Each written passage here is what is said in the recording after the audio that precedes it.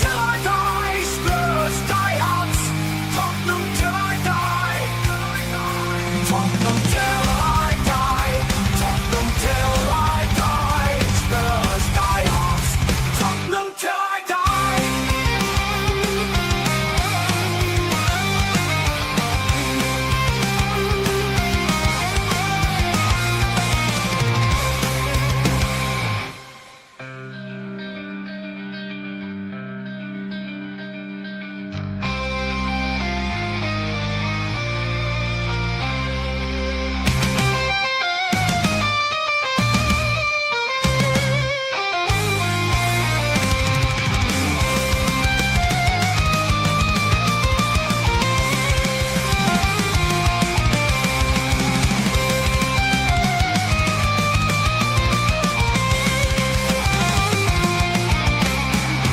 Tottenham till I die, Spurs die hard.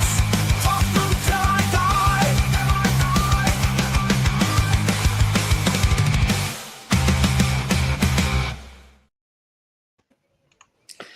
Good afternoon or good evening, good morning, wherever in the world you are. Welcome to Spurs Diehards TTID Tottenham Till I Die on this deadline day special. There's already 30 of you in the crowd, so that's great to see you, because I know that just about every man and his dog has got a show running at the moment. So thanks to everybody for tuning in. Let me, before we start talking about the issues of the day, introduce you to our stellar panel tonight.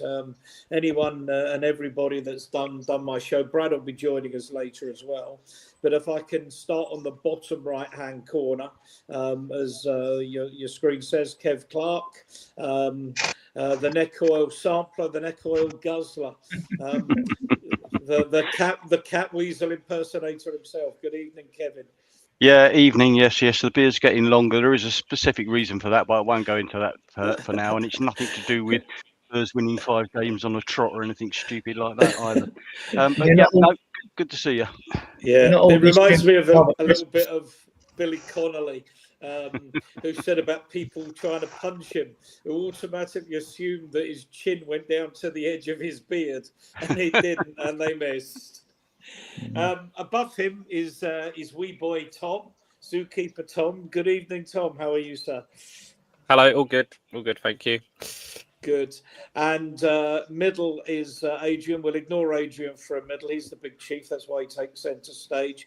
But centre stage below is Blaine, one of our regular contributors, and the man behind Super Spurs TV. Good evening. Good evening, Blaine. How are you? Hey, good evening, everyone. I'm absolutely fine. I'm going to big myself up, though. I called Kolo Muani yesterday at 1 o'clock. I am the ITK. As opposed to the ITFAs, but someone who is definitely an ITK is Callum. Good evening, Callum. How are you? I'm knackered, mate. It's been a long old day. I started at 7 this morning and I'm bloody dead. I'm not going to lie, and I still got 2 more hours of this stuff. So God help how it's going to go. I was up sharp at 6:30, which is 5:30 your time, trying to get some work done before all the transfers. I know I had 3 messages from you even before I woke up, which I was quite concerned about. My partner don't even send them to me that early, and yet you are. So I mean, Jesus Christ, Ian. I know I love you, mate, but not that much. But I had messages from you at 4 o'clock in the morning. So what's good for the, or sauce for the goose is sauce for the gander. Anyway, listen, I won't have to talk to you till January now, Cal. So enjoy that. And last but not least, my co-founder, our commander-in-chief, Adrian Stoker. Good evening, Adrian. Yeah. I'm a very, very happy bunny. Yeah. We will come on to that. Couple of people in the chat. There are 48 of you now, which is brilliant. I'm just over the moon because we did worry about there might be more of us on stage than there were in the chat. But yeah, big up to you, sir.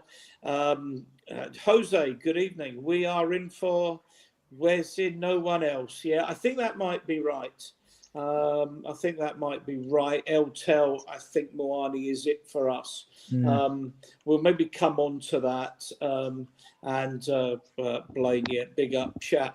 Let me start with you, Cal, then. Moani, yeah, that's sort of that opportunity. That wasn't an opportunity that was around this time last week, was it? No, that one came about realistically around about 1 or 2 o'clock yesterday afternoon when the talks collapsed with Juventus. They've been speaking to PSG for so long to try and agree a deal. He'd agreed terms with them, and then by about 5 o'clock last night, the deal was completely off. They said, no, not happening. We can't agree a fee, anything like that, any payment terms. So it was one that Paratici had on his playbook. It's one that he's tried to pursue before. And based on this background information that we're hearing, that there might be an issue with Solanke short to medium term, I won't say long term like Madison. It was one that they pretty much couldn't turn down, to be honest. They've obviously agreed terms this morning with PSG. They then agreed terms with Kolo Muani, and he's been doing his medical in central London the last hour with Johan Langer and Daniel Needham, the player press officer as well. And now he's away, as confirmed by Michael Bridge of Sky Sports as well. But Blaine, you was this sort of you putting 2 and 2 together and getting 4, or did you just guess it? It was pretty much logic, guys, because as you just said, the Dean collapse into Juve, plus the fact that we had scouted him, prepared him, put in offers for him in January, he was always going to remain on the radar. Very, very much opportunistic. But it made sense, especially with the news coming out today about Solanke. Yeah. I mean, I got a funny feeling Solanke is more badly injured than they're admitting, which is why we've gone under the radar with this rather than saying, yeah, he's badly injured, just in case the price went up. But Tom, every cloud has a silver lining. Moani is, on his day, one hell of a footballer. Yeah, absolutely. I mean, we wanted him last January. I think we even wanted him before that as well. So he's, from what I know of him, which is limited in fairness, but from what I know of him, is on his day, he is kind of unstoppable. He's kind of like a 9 out of 10 on those days. And yeah, he can produce something out of nothing. Good at picking the ball up from deep and running forward with it. Good at getting on the end of things. But he does quite often drop an absolute stinger as well. So he probably, like, over a season gets like a 7, 8 or 10. 7 or 8 out of 10, for his like rating, but that's made up of like 9s and 10s and 4s and 5s that you don't ever see like that middle ground. So, but in all seriousness, he's better than Richarlison. He's probably better than Solanke as well. So we have improved our striker position. The one thing that's slightly disappointing for me is that before Solanke got this injury, we needed a left winger. We still need a left winger. And we don't seem to be looking like we're going to do that. If we're relying on Moani being that left winger. He can play there, but it's not his strongest position. No, well, that funny enough, you've taken the next question straight out of my lips, which is, do you see him playing centre forward? I think all players being fit, probably. I don't know. I think all players being fit, I reckon Solanke would start striker and he would start left wing. But if it's the current crop that we've got at this present moment in time, obviously if we buy a Lookman as well or a Rodgers or someone like that, which obviously I don't think is going to happen now. I think it's too late in the day for any of that. Then that might change. But yeah, it's hard to say. But again, the one thing it does give you is it gives you options. It gives you variety up front. You've got a player in Richarlison who's very much kind of fox in the box, one-touch finisher, and then you have a Moani who's a player who can pick up the ball and run with it and drive with it, and then you've got a Solanke who's much more of a kind of a link-up striker. So you do get options and differences there. I just think that left wing department, especially with other holes we have as well, but we'll come on to that later. There might Yeah. be a bit of a problem. Absolutely. Kev, do you see it that way, that we've just left ourselves a little bit short particularly on that left-hand side? Yeah, I think so. I mean, the main moan for everyone this window will be, why didn't we do things earlier? And it might be because things weren't falling into place earlier, or the dominoes hadn't happened to enable us to do what we wanted to do. But obviously we did try, it would seem. But there, if Lookman is still sort of bubbling under, but as Tom says, it's getting a bit tight and close now. To get the fax machines whirring, even though it's not faxes anymore. So I think we're probably done, but yeah, we are short on that competent left winger. I mean, we've got people who can play there, but are they good enough? I suppose is the question at the moment. Adrian, let me bring you in on that. You maybe want to just sort of do a little sort of run round of what everybody said. But judging by what we saw last 6 months of last season, particularly on Saturday, Bergvall came in and once again did a heck of a job, up the field, bringing the ball forward and what have you. If that was the case, that would give an opportunity, say, for somebody like Muani or Xavi Simons to play left, would it? Or would that weaken us too much? Is he not at that level yet? Who? Bergvall? Simmons Yeah. is at that level. I like him. I mean, I think at the moment he'll be more used as an impact sub and used against what we might call lesser opposition. And I think that'll be good for him. He's gradually improved all through last season into this season. He's shown he wants to drag us upfield, the ball. I mean, I do wonder at times what actual specific roles our midfielders are given, because they seem to be all over the show at some time, especially when things don't go well. Where's the discipline in midfield? But he's got bite as well. You put a challenge in, he's not frightened to get in. I mean, he's no midget, is he? 6'2", so he's Gray. I really like Bergvall. I think he's going to be an absolute superstar. I really do. Okay. I need to unmute Cal, because I know you're battering away on your keyboard, so just in case it distracted anybody. But you have breaking news for us on Solomon.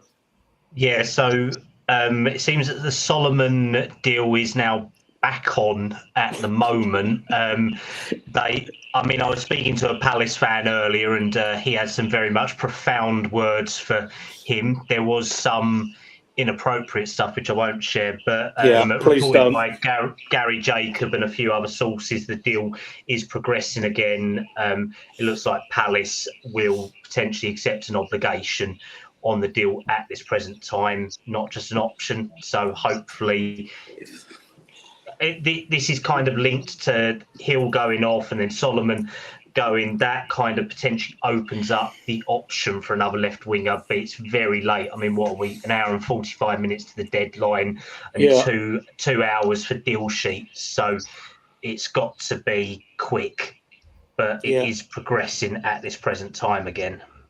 Yeah, just in case there's people, one or two of the Americans were asking this on one or two of the chat groups about. I think it was Colin asked this in one of the early chats this morning about, does all the paperwork have to be completed? Yeah, 1 hour 45 minutes and 38 seconds on mine. I'm probably on a stream a little bit late. So what's your understanding of what has to be done by 5 o'clock and what can be done later?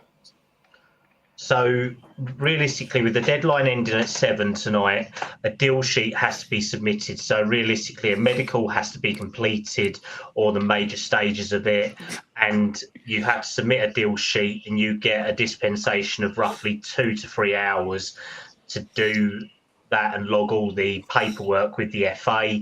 You don't have to announce the player at club level. You can do that in 3-4 days' time if you really wanted to, but realistically, all the paperwork has to be submitted. I believe if it was 11 o'clock, usually on a deadline, it's usually by 1 to 2 in the morning with it completed. We'd probably be looking at submission by roughly about 10 o'clock and that's the official cut-off point, and that comes into Kev's analogy of the fax machine. Make sure all that's been sent to the FA Yeah. point of view. Yeah, it's all on email now. If this deal goes through and Gil goes to Girona, does that mean that Lookman is a possibility again? Because I was reading earlier that this that Lookman has broken down on the basis that they want an obligation and we only want an option, and that's because Sylvania could come back on into play in January, and he's a preferred target over Lookman.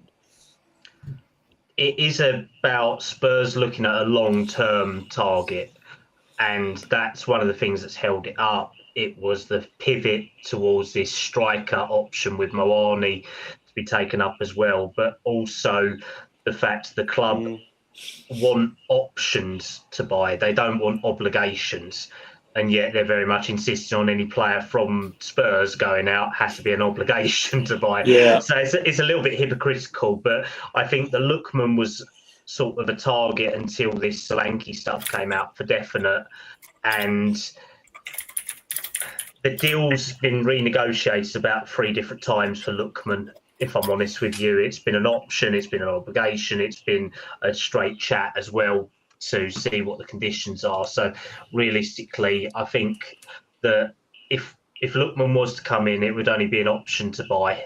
It wouldn't be an obligation now. And I don't know where he is. I don't know if he's in London. I don't know if he's back in Italy. Now, I've had some people say that he was at the Lane today, but I think it's a load of bollocks, if I'm honest with you. Okay, Blaine has had to pull out because he said the stream was still dropping. There's some comments. I'm just going to go through a little bit in the chat because some comments I'm not sure I agree with. But yeah, sorry. Good evening, Jose. I think I put that one up early. Yeah, we are Spurs TV. Think that's us. Now, that was the comment I was really looking for. Jose, if you're still here, lads, if we don't bring in anything else, I think it's an average window. Audio, good evening, audio, afternoon, chaps and chat. Sorry, let me just bring Blaine back into the studio. Then, Jose, we need players not in January, very lazy scouting department. Lounge to be shown the door. Blaine has replied a 7 out of 10, but I'm concerned at centre-back cover. Nige, good evening, Nige. Cumbrian TV, we need a left back. So there's a lot of things here. There's a few more. Chris Peters afternoon in the chat. Let's see if there's anyone.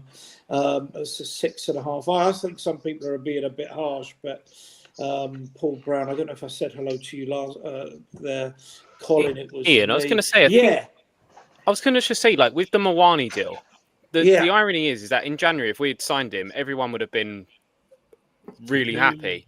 But it seems like because he sort of turned us down for Juventus, then was meant to be going Juventus, and it's kind of like, I don't know whether it's because we kind of feel like we're his backup option that people aren't as excited about the signing as what they would have been if it was just we had signed him anyway. I think obviously the fact that we thought, I think as well, I think it's situational in terms of the fact that it feels like we've only signed him because we think there's something probably more wrong with Solanke than's being let on, which means that we're now potentially missing out on the left wing option that we wanted to get. I think the other thing as well is that at one point we were looking like we were going to spend 120 odd million on Savinho and Eze. And so far we've, after that, only spent, I say only, but we've only spent 52 million on Simmons. And so what's happened to the other 70 million? It's interesting That's what's confusing for me. You look at Xavi Simmons, right? While it was a great signing, and I'm over the moon about it because I think he's a generational talent, you got to look at it in the aspect of if Chelsea had have actually gone in for him, would he have moved there? Well, that was his number one move. So again, we're back up. So why are we getting annoyed about Moani, but yeah, we love Simmons? 100%, I agree. It just seems like Yeah. everywhere I've looked on the group chats and the social media, everyone's just like, yeah, it's great, but it's not what we wanted. I don't know. It's really bizarre. I think he'll be a very, very good player for us, and I think he'll be a player that will win us games. There'll be games where you kind of go, oh, he sort of disappeared a little bit, but there'll be games where you go, we wouldn't have won that if it hadn't been for him. So I think it's a top signing. I think the fact that it's a loan with no option or obligation has people a little bit worried, but I think that's, if I'm honest, I initially thought that was probably because, right, let's just get him in on a loan. That's really simple and easy to do, and then we can worry about agreeing an option or an obligation throughout the rest of the year when we've got more time, and then that gives us more time to sort out some players leaving and hopefully getting in another player as well. I mean, 2 hours ago, Ali Gold was saying, oh, Spurs are still going for a left winger, and then 25 minutes ago, he's like, no, it looks like it's only Mawani now. But I don't. It seems to change every 15 minutes, doesn't it? Yeah, well, that's the point, and I think this, but that might have been a reaction to Solomons isn't going. If Solomons isn't going, we can't bring in one. If Solomons is going, maybe we can. But we'll find out. Kev, let me put this to you: you ask a girl out, she turns you down. 6 months later, she comes to you. Let's call her, I don't know, let's call her Carol, for example. Kev's wife, by the way. And then she comes to you and says, you know what, I think I might have made a mistake. I'd like to go out with you after all. Do you just tell her, go away, piss off or whatever? Or do you say, you know what, I really like you. I'm going to go out with you. And that seems to be the case with Mawani and Xavi Simons. And to be honest with you, I don't care if they turned us down before. These are both exceptionally good players and significantly better than the ones we've got at the moment. I haven't asked anyone out for 44 years. You're only saying that because your son's sitting on top of you. Metaphorically speaking. Metaphorically speaking. Yeah, no, I think I agree with you, Ian. You know, if there's someone that you fancy, and you're still going to fancy them 6 months later, unless they've done something really bad to you, aren't you? I mean, if they said they'd dumped you on the altar or something like that, then maybe you probably wouldn't. Have we been dumped on the altar? Only by Eze. So it's, you know, and no one really liked him at the end of the day anyway, did they? So no, if they, you know, if they're there, they're available, and you want them, why wouldn't you go back for them? Yeah. 101 of you on, which is absolutely fantastic, given there's a lot of choice of shows you can be watching tonight. So thank you for that. Please, if you're watching on YouTube, please hit that like button. We are, I think, 13, 14 or 15 away from 1,500 subscribers. So if you haven't subscribed, please do. Absolutely, please do. And if you're watching on another forum on Facebook or X, please just log into our YouTube channel and hit the like button, hit the subscribe button if you haven't already done it. But great to see so many of you. Yeah, I mean, Adrian, you haven't heard from you for a little while. Do you agree? I mean, don't cut off your nose to spite your face. If you're going to get a great player in, get a great player in. Yeah, I mean, I agree. And the funny thing about this transfer window, which was frustrating for us fans, waiting, but it's the end of the transfer window, which has turned up trumps for us, because if Xavi Simons or Mawani hadn't insisted he was going to Juventus, that put clubs going off in for him, we wouldn't have, if these were available earlier, we wouldn't have got either of them. We wouldn't have got either of them, right? And we've got them, and they are fantastic signings. We've had a brilliant window. I mean, I would give it 8.5 out of 10, easy, you know. And all right, I know Jose disagrees, but we're like-minded on most things, but we'll probably disagree on this. I mean, what more from the window could you actually want? I mean, if you've got a defender, and there's not going to be like, usually defenders are not sexy unless they're like, you know, Beckenbauer or Bobby Moore or something like that, you know. But I mean, those that remember those guys. but like, yeah, I mean, so it's been a fantastic window. We've got 4 players in that can walk straight into our team. I mean, did any of you expect this before this window started? I didn't. I thought we'd get 3 players in, possibly 4 with a loan. And what we've got 4 players that can walk straight into the team. Now, they might have to gel, but I don't care, because I know their quality. And they will hit the straps you know, you can be confident they will hit their straps because they've been around, you know. Blaine, thank you very much for the 5 gift Yeah, big up, Blaine. memberships. That's absolutely fantastic. And I presume that's your comment, little deadline day special. Yeah, no, it's absolutely wonderful. We admire your generosity of spirit, Blaine. Oh, tell me about it.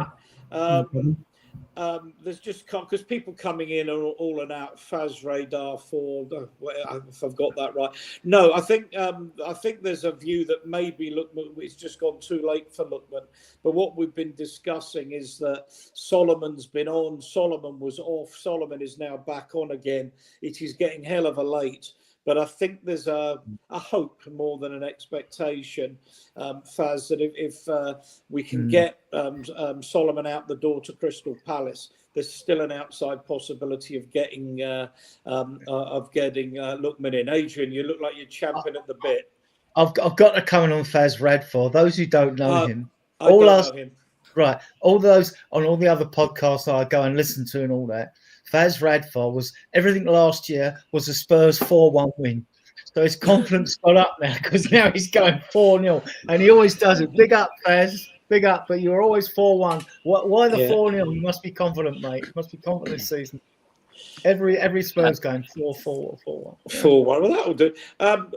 Look, there's. Let me bring you in on this, Blake.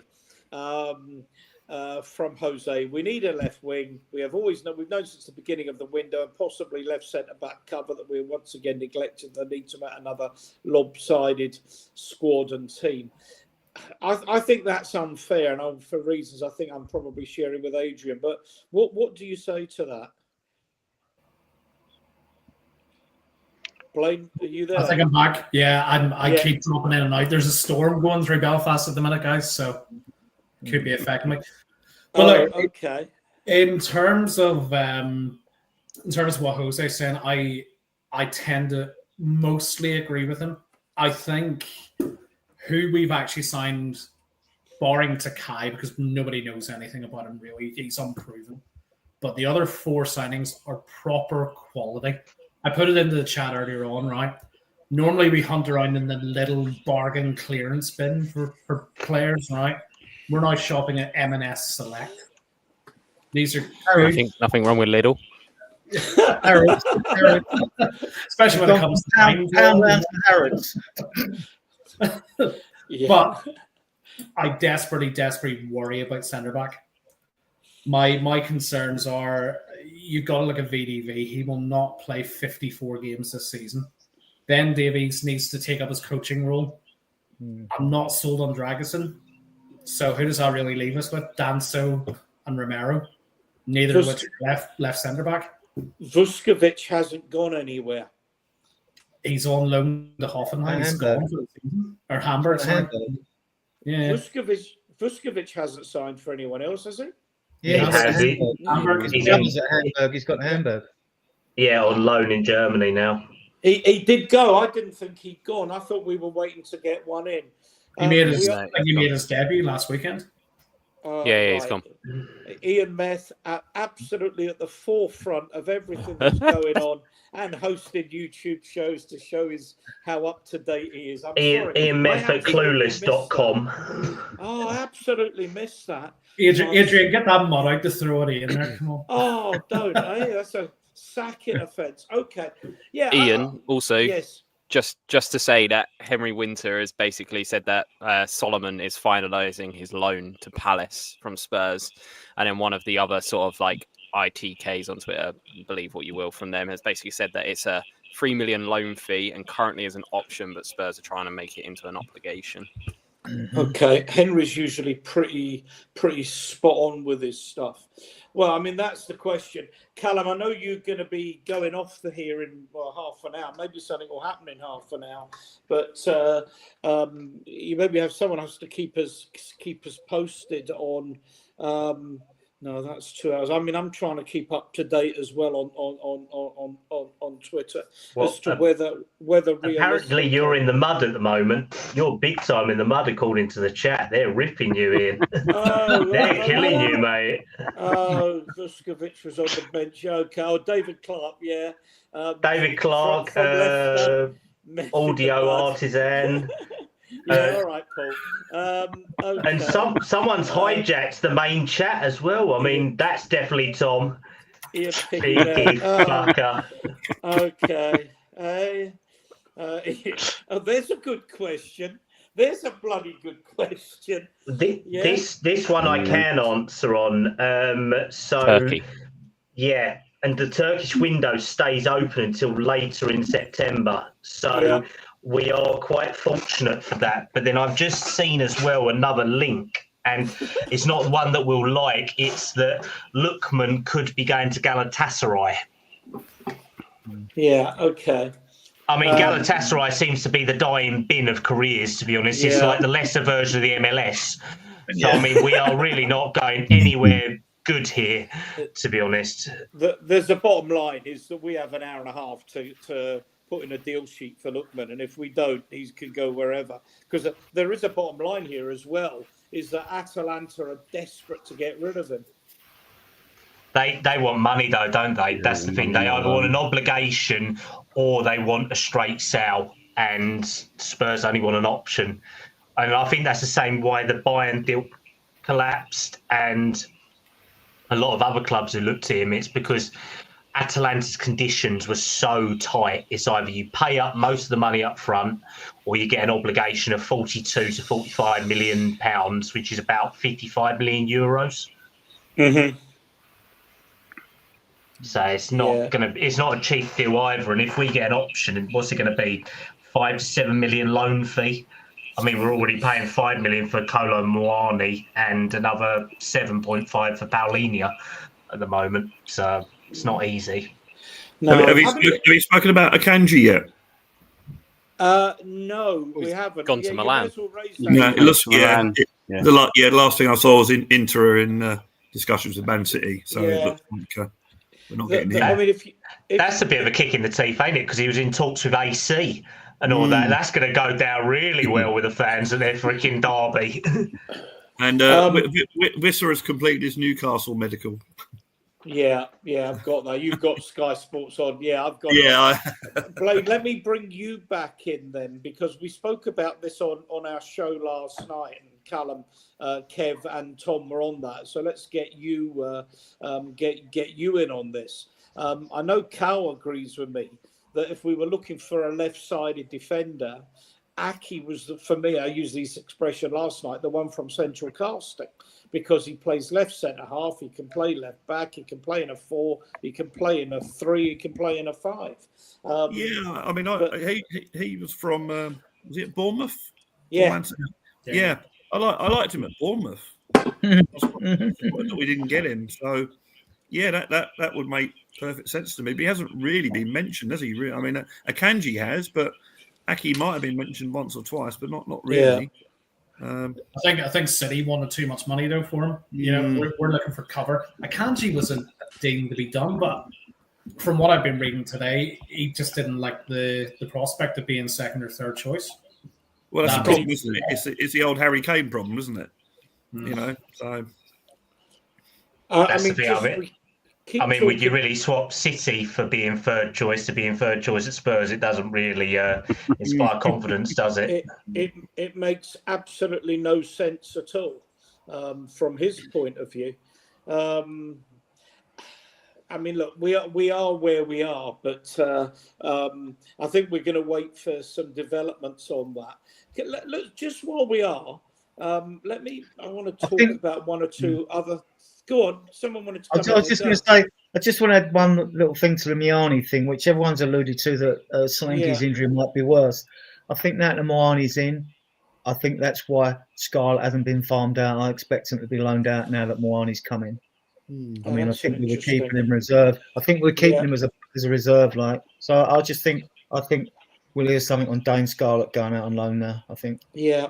Correct me if I'm wrong, but I know for the January transfer window, you can still do loan deals for a few days after the transfer window. I don't know if that's the same in the summer, and I whether or don't know not if that actually, applies like, to the summer. If anyone knows in the chat, let us know. I haven't I researched don't know. I think yeah, it's more it's emergency loans, isn't it? Depending on certain parameters for it. I don't think the summer is applicable, but I mean, potentially we may see Scarlett go out to one of the leagues that's still open. It's not all leagues that close. I think it's just mainly European and England that close as well. But I mean, it's just been said that Galatasaray are definitely planning to move for Lookman. So I would say 9 times out of 10, that's probably a ship that's sailed now, unless anything changes. Yeah. So really, looks like Solomon and Gill are on their way. So that really only leaves probably Basuma as a player. Yeah, we can fuck him off by the end of September to Turkey. To be fair, I mean, okay, right, yeah. all we've got to do is got to make him a little bit better. He's got to stop doing balloons, and if we convince them that he's not a complete and utter Fruit Loop, then we'll be all right. Yeah. Which I don't think will ever be possible. The irony that I mean, the only 3 leagues that will be open will be the Scandinavian leagues because of the cold winter weather and the dates of their league. You've got Turkey and you've got Saudi. Their transfer windows are still open after today. Well, I mean, he's definitely ain't going Saudi, is he? I mean, if we could have flogged him there, I think we'd have bitten their arm off. I mean, Liverpool managed to flog Darwin Núñez, who couldn't hit a barn door from 2 yards out, and yet this prat can't even turn up on time. So I don't think he's going there. We paid 100 barrels of oil for him, though. I mean, I was gonna say, Cal, like it is the irony with the fact that Basuma keeps getting left out of the squad for turning up late, and he looks like he's even going to miss the end of the transfer window and be late for that as well. He'll be fashionably late, won't he? He'll probably miss both deadlines. He'll miss this one, and he'll miss the Turkish window. Oh, I'm still waiting at the departure gate in Stansted. I was going to say he missed the plane. That was what he'll do. Yeah. Do you remember that miss a West taxi Ham to the players? bloody airport. Was it Mark Boogers who was supposed to play on a Saturday, but was out shopping with his missus in the high street? Was it Mark Boogers? Priorities. But what I was going to say is, with the left wing, I really want us to get a left wing, but I think had Mawani not have come available, then we probably would have got Lookman on loan, knowing that Lookman can play the left wing and can also play striker and stuff as well. I think Mawani come in, they went, well, actually, he's probably a better striker than what Lookman is, and he can cover the left wing, so that seems like a better opportunity. Plus, we know we can do that on a cheap loan, whereas obviously Atalanta want a loan with an obligation.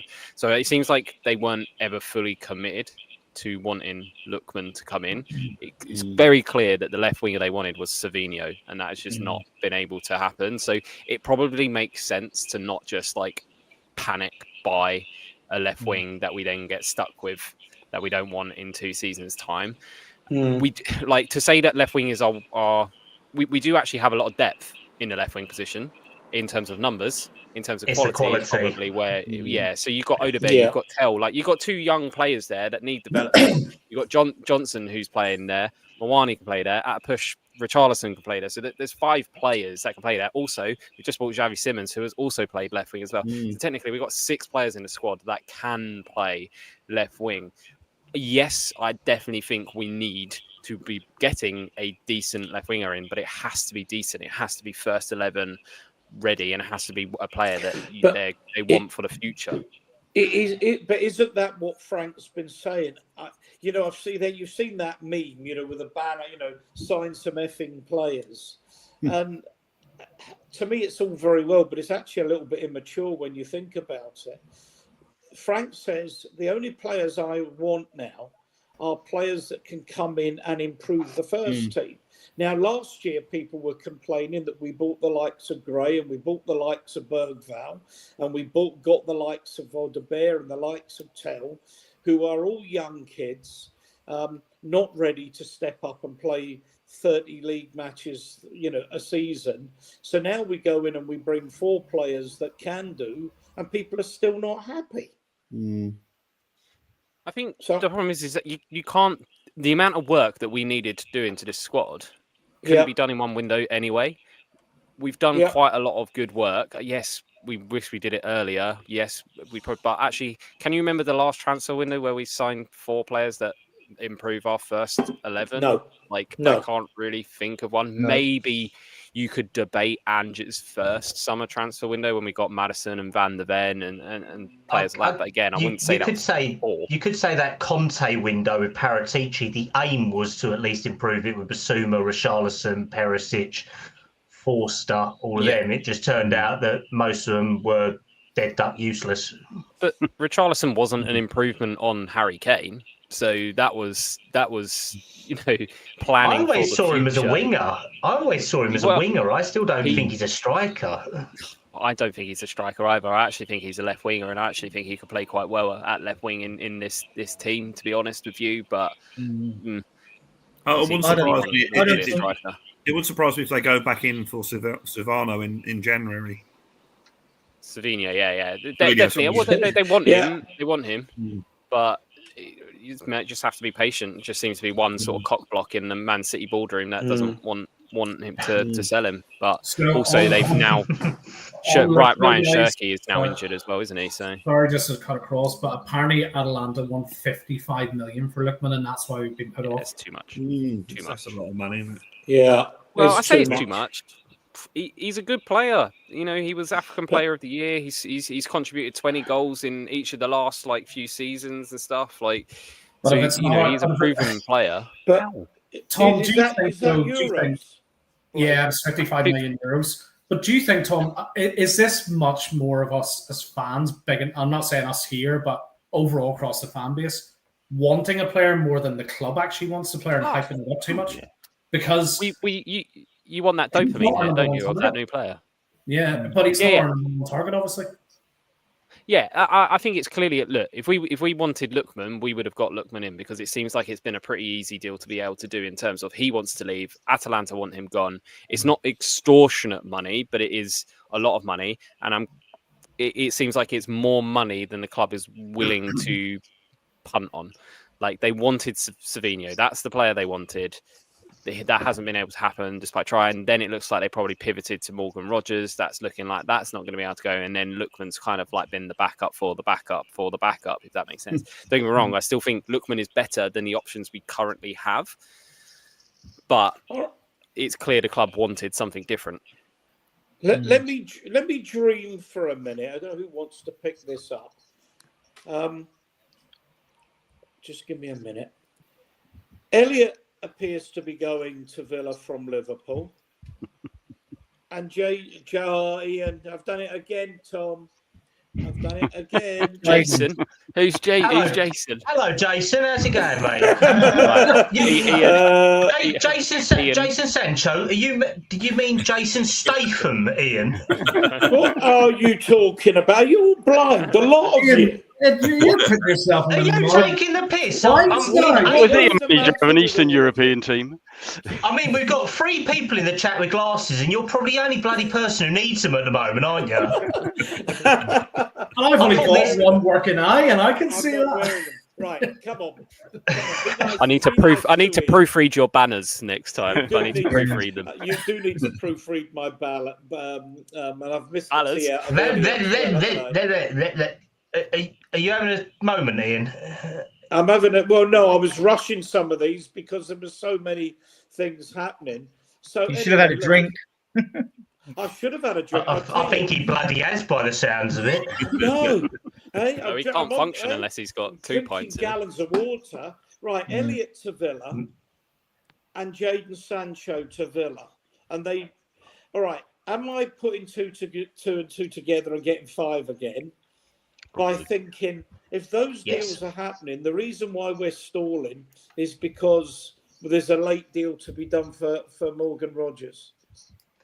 I honestly don't think it would take. It's going to take longer than an hour and 15 minutes to get from the Midlands to Spurs on a Monday night when all the schools have gone back. So I think literally you put that much together, plus drunk a bottle of vodka with it, and forgot your glasses. Let's put it that way. So I think He's got a helicopter, though. He's got a helicopter, surely. You can do deal sheets subject to player passing a medical, and you don't have to have a medical at Spurs. You can have your medical abroad, at your own club, and all that. So And this has happened before. You know, it's a very outside chance we're going to do another deal. But the Morgan Rogers, I think he's the only real. They're getting rid of Martinez, aren't they? And he's the only real saleable asset. Well, Villa he's have not going now, is he? He fell through with Man United earlier because they've got that guy, the other goalkeeper. So unless he goes to Turkey, their wage to turnover is something like 97%. I mean, they have to sell, and Morgan Rogers is. I mean, if City come in and said, "Look, we'll take him on loan now, quite well, but we're going to give you 70 million or whatever it is," then fine, right? I'd love him at Spurs. I'm sure we all would, but he'd sort of left out as well. Well, the only thing on that, Adrian, is that wage to turnover is only really UEFA ruling, and Villa don't need to worry about it as much this season. So. Someone's just posted out, just in regards to the Sancho deal as well, saying that United will receive 5 million in loan fees, so that'd be 3 million plus 2 million in performance-related bonuses. Aston Villa will cover 80% of Sancho's wages when he's playing during the week. They'll have to cover 100% of wages weekly if he's not part of the squad for any week. So realistically, they're paying nearly 280 to 300 grand a week worth of wages. And that's based on if he don't move. And I mean, United have protected themselves as well by extending his contract for an optional another year. But 300 grand a week, he ain't worth even 150 grand a week, let alone bloody 300 grand a week. So I think something's going on here to balance books with their deferred payments and all that crap. It'd be homegrown if they've got an home. I mean, I don't know what other clubs' homegrown issues are, but it'd be homegrown, wouldn't it? Yeah, well, I don't think Villa have a homegrown issue, but their problem is their wage percentage to their revenue. Now they've already paid the fine for this season, and basically UEFA has said if you don't get it below 80% by next season, you'll get a bigger fine, and then if you don't get it below what it's meant to be the season after, you ain't playing in our competition, basically. So it seems weird that they're bringing in a player who's on extortionate wages and paying at least 80% of it without really seeing anyone go. Guys, hang on. Give me a minute because I've got, so it's not Spurs related, but some from Ornstein. So this is reliable, Gooey. although he's Remark Gooey, underwent medical ahead of proposed transfer from Crystal Palace to Liverpool, but move in jeopardy amid Crystal Palace Football Club issue finding adequate replacement. Talks now between 25-year-old and manager Glasner to make a final decision on LFC switch. Wow, that would be something if that collapsed. But then again, and this is for you guys as well as people in the chat, we always complain about us doing business late and we're always lastminute.com. This is a deal that's been mooted all summer, and here we are on the last day, and they may be struggling because whoever Crystal Palace identified as the replacement, that's not happening for one reason or another. Well, one of their deals collapsed today. That Igor guy from Brighton had a medical with Palace. They cancelled the deal, and now he's rocking up at West Ham. Apparently, he failed on the medical basis. But I mean, it shows that West Ham's medical department is following suit. That they've already got a bed prepared for him, and he's going to be sitting in an A&E department for most of the bloody season with it. But I mean, the target, I was speaking to Henry Swain, who's a Crystal Palace fan that I know in another podcast, and he said that literally anything with replacements this year has been diabolical in terms of the centre-backs. They're buying young centre-backs thinking they could do what Gahey can do, and that's what slowed it down. They've left it so late, considering that Gahey agreed terms with Liverpool back at the start of July. So, it's not just us. Every club's doing it. and there's a shock horror. There's a deal that's apparently been on the cards since probably the end of July, and today, the last day, Newcastle to Liverpool for a record 125 million, and Wissa from Brentford to Newcastle for a vastly inflated 55 million. And these are deals that have been talked about for weeks. Yeah, when you think of the 55 million for Wissa, I like the player and his age, and we've got Miani. I mean, I know I'm having, and who's a lot cheaper. I mean, Yeah. I mean, think that they've overpaid. They've overpaid for him, haven't they? I mean, he's a good player. He is a very good player. but they've overpaid for both of their strikers, to be fair, because they're out of that 125 million. It's already been spent on Voltamida at 70 million all in. And Visser at 55. I mean, Brentford are pretty much gone this morning. Right, you've agreed a deal. You've spent 70 million already. We want the rest of it, or you ain't having him. I mean, So he was, that's- at his age, he's 29.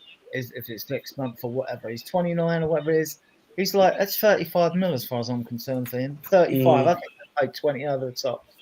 I wouldn't even pay 25 for him, to be honest. And I think realistically, he's had one good season. He's a good player, but I mean, I was always sceptical when we was linked with him by Sammy Mockbell earlier in the window. I don't think he solves anything, to be honest. Plus, he's short arse as well. I mean, he's short. He's like 5'5" or 5'6". I mean, if we're going to be putting balls up in the air, I mean, he's not exactly going to be winning much, is he? Under Frank's style. I mean, Kevin Brad, let me bring you in.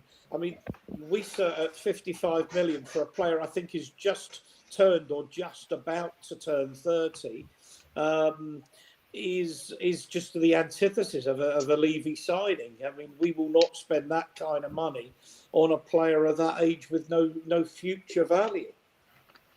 I mean, we might carry on, Brad.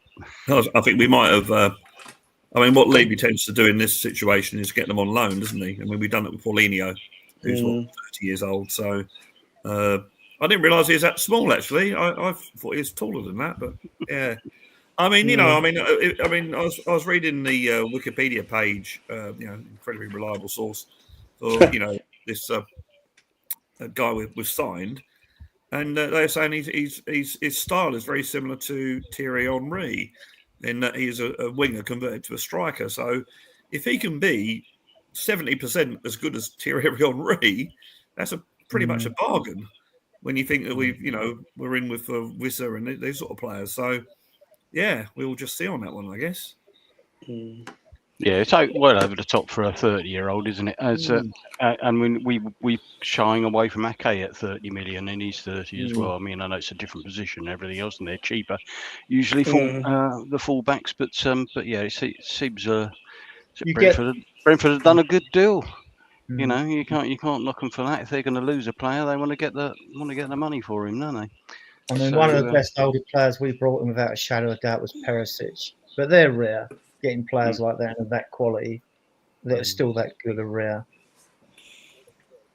Can we talk about Liverpool for a few minutes? Just, I mean, they appear to have done some absolutely wonderful business. Tom, let me bring you back in then. Yeah. Sorry, I thought there was more of a question coming there, but yes, no. Yeah, well, no, it is. I mean, it's a statement, but it's yeah. Yeah. No, I mean, look, they spent what 15 million last summer on Chiesa, and that's all they spent last summer. And then Arne Slot went and won the league with them. And this summer they've gone and spent the best part of 450 million. So it's one way of doing your business. Liverpool are doing what Tottenham probably should have done a few years ago, and they're capitalising on their position of power by adding to it, whereas we decided to rest on our laurels when we were, challenging for league titles and challenging for trophies quite regularly under Poch. We kind of went, yeah, look, we're doing well, let's just leave it. Whereas they're going, no, we've done really well that first season, but we now need to spend more. And the thing is, what Liverpool have routinely done is they've kind of dumped a load of money in like one or two transfer windows, and then they go sort of two or three where they just kind of like add a little bit here and there. So I don't think you'll see them spend anywhere near that amount of money again for a good 4 or 5 years. And you'll probably only see like maybe one or two players come in, which is the way to do it. And to be honest with you, I feel like that's what Spurs were kind of trying to maybe do this year, was try and get the whole basis of a decent 11 and squad, so that then we could just cherry pick the positions that we needed to do, and maybe we've left ourselves in that kind of position now where actually we probably long term need a striker if Mawani's not going to be one that stays around more than just his loan period. We'll see how that goes. Yes, we need a left winger. We probably need a creative, deep lying playmaker of something like a passer in that kind of 8-6 role. And of course, we need another sort of centre back, but we don't need a starter in that position currently. Frank did hint in his press conference at the weekend that longer term he is looking at a striker replacement. He said 3 right now is too many.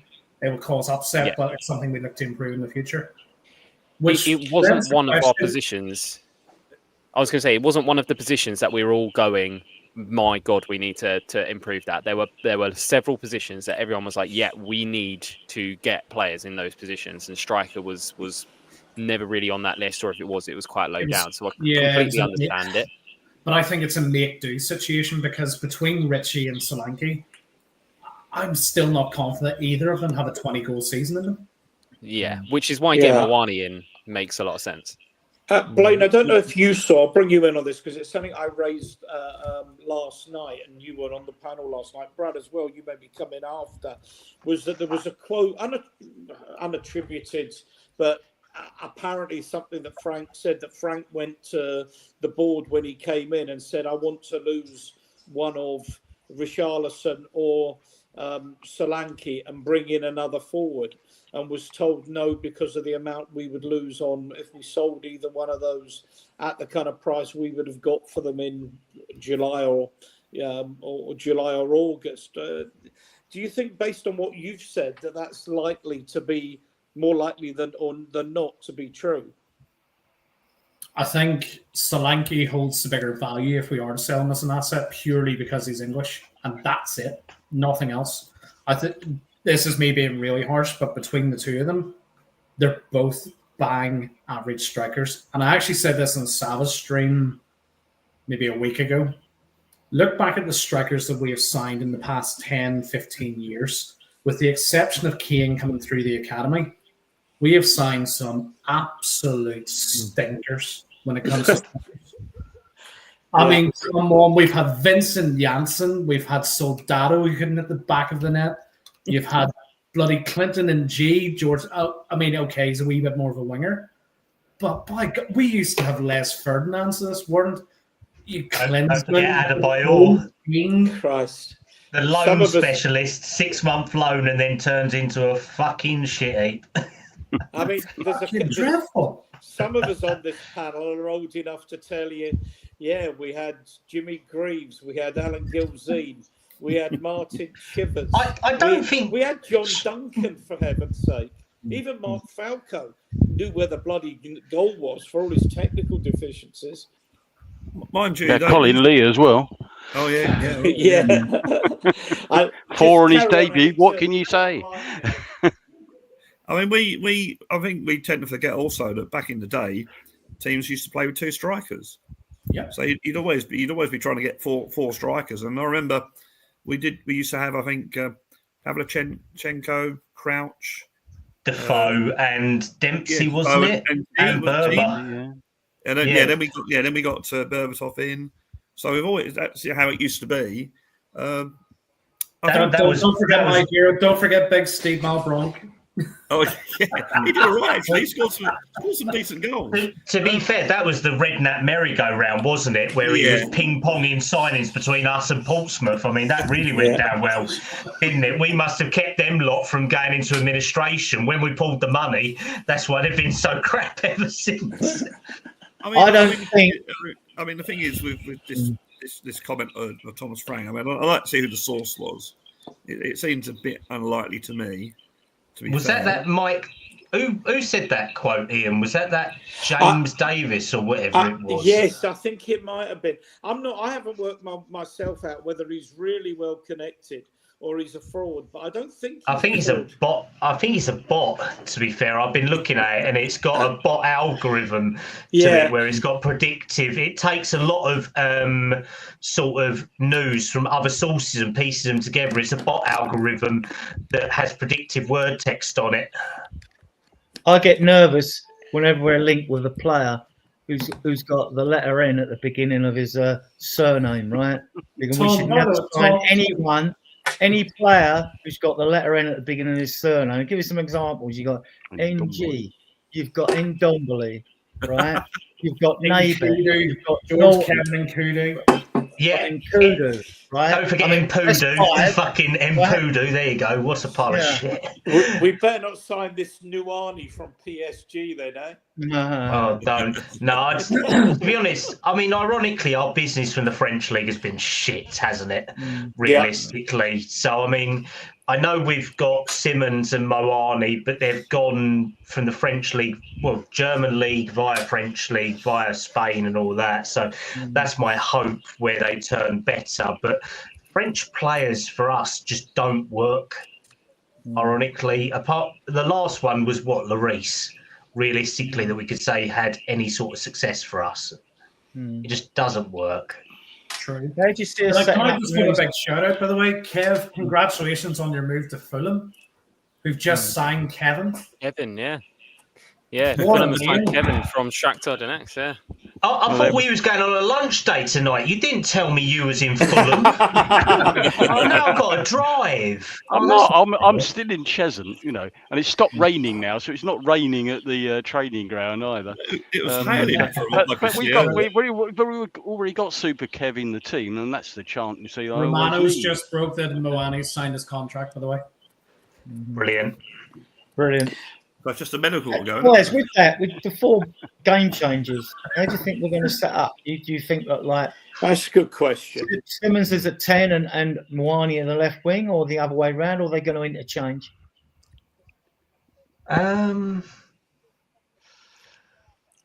I still think it's going to be a 4-2-3-1 setup, to be fair, or a 4-3-3 in there with a more advanced, probably a 6, an 8, and a 10 pivot like he played against Burnley, to be honest, realistically. I reckon Simmons will probably be central to that, and I reckon you'll probably see Sarr drop out, I would say, to be honest, or maybe Bentancur.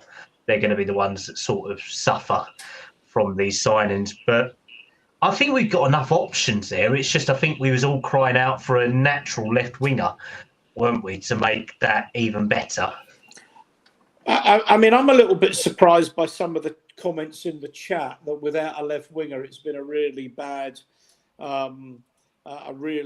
window. I mean, could you not see us playing, for example, with Simmons central, Simmons left, Moani. Simmons left, Moani central, Kudos right with if Solanke's not badly injured, then Solanke up front, or could you not see Moani playing centre forward with Kudos again right? Got breaking news about Moani. Good news. Kudos right, Simmons in the middle, and then per any one of Richarlison, Tell, Odebear, Johnson, you know, on the left. I mean, all right, I admit that they're not as strong as the others, but you know, that's hardly a disaster to me. Moani will press. He will press. I actually, if you just want to block the end up and help out, I haven't got a problem with. He's not the ideal solution, but I haven't got a problem with Richarlison on the left.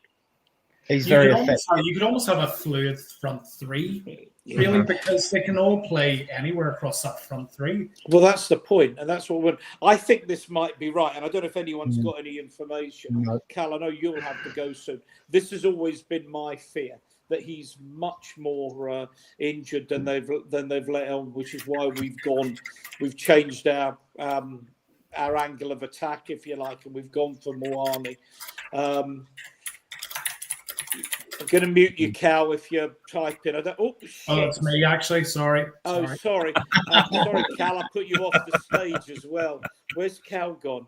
No, I've put him back on. That's all right. Sorry. Yeah. Okay. Yeah. Good evening to Eugene as well. Yeah, well, Blaine, you pick up on that then about the kind of formation that we might play. I just don't see it as being as weak as some people think it is. Look, to me, it's the same old issue. So, right, Johnson, if he doesn't score, goes missing in games. If you don't have Richie on form, you're basically 2 out of your front 4 are as useful as a fucking doorstop, right? Now, the only big change there now is you've got Muani and you've got a big change in Simmons. They are game-changing players. And personally, if it was me, I'd be starting Odobert more over Johnson because I think he's more creative. He's not the ideal solution, do not get me wrong, but he is definitely more creative and more forward-thinking. Well, he actually wants the ball, which He- helps. That round thing, yeah. He wants the ball, and he wants to. This is what I think Spurs fans have always liked, going back to when, I don't know, going back to Ralph Coates or Jimmy Neighbour or whatever, going back a fair while. Players that got the ball and wanted to run at a fullback. Kudus does it, and that's why people love Kudus. And I think of all the players that we've got for that position, Tell probably would like to, but Odobert is the one who looks up and says, "Right, where's the byline? I'm hitting it." Yeah, Brad. Mine he'll do it. He takes players on. He dribbles. He'll do it. I mean, we saw that in Odebert's first game last season, wasn't it? I think it was against Everton. I think the first half, everyone was going, "Wow, what a player!" So yeah, I mean, he's definitely got potential. I mean, we seem to forget how he's still quite young. Well, I think not only is he young, he was injured most of last season as well. He was. Yeah, good point. He was out for a lot of the season, wasn't he? And it hamstring as well, which is not really a decent. It's very difficult to come back from a hamstring injury if you're quick, because you're always going to be have that in the back of your mind. I think Tell probably relies on his pace a bit more than trickery, but yeah, we got some options there. I mean, it would have been nice to get news from Florian Plettenberg. Ademola Lookman will not join Bayern Munich. Deal off. Yeah. Yeah, I didn't know he was, but that's the question: is there time for him to come and join us? But there is rumbling. Go on, someone say something. Oh. Calgon. Washing machines no Can you longer hear me? with Calgon. Yeah. There you go. There is rumblings in the background. There is a chance, but I think it's slim. Of what I've seen. Of Lookman. Lookman. Yeah. There's a chance, but I think it might be too late, to be honest, if I'm being honest. When did the rumours start happening about Sissoko? God, don't remind me. A few transfers windows ago, obviously, because that was get a real PTSD about that deal. Yeah, that was a last-minute deal, wasn't it? I mean, what was it? That he was apparently meant to be at Finch Farm for a medical with Everton, and he was in a taxi on his way down the M1 to Tottenham. So, I mean, it all depends what goes on in the background that we don't know about, So that's the thing. Even with speaking to different people, you won't get anything. And I don't think we know everything that goes on, because Spurs have obviously spoken to hundreds of players and we won't get all their names. It's just going to be one of them difficult ones. But we'll see. We'll see. Right, E, I've got to jump, so I'll speak to you guys later. Thanks, Kel. Certainly, if we find out that there's definitely nothing else happening, we'll probably stop. But as well, while there's life, there's hope, and all that. So thanks for being on.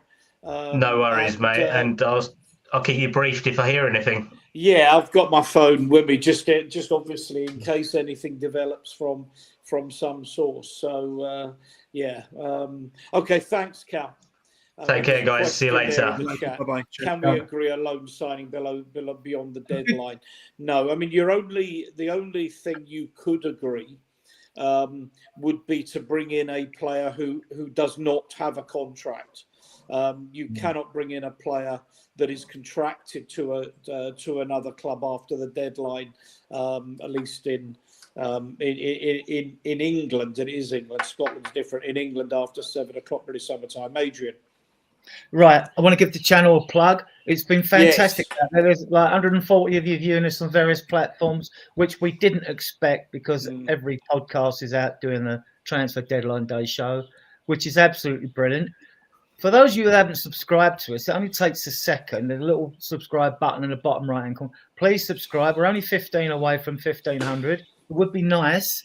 Surely there must be more than 15 of you out of the 140 that haven't subscribed to our channel. If you would, it'd be much appreciated to get us to that figure.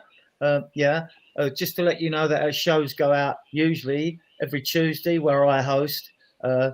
And with Tom in the future, we're doing Champions League. We'll be doing it on Fridays. Drewzilla hosts at 10 o'clock, and Sundays Ian hosts at 10 o'clock.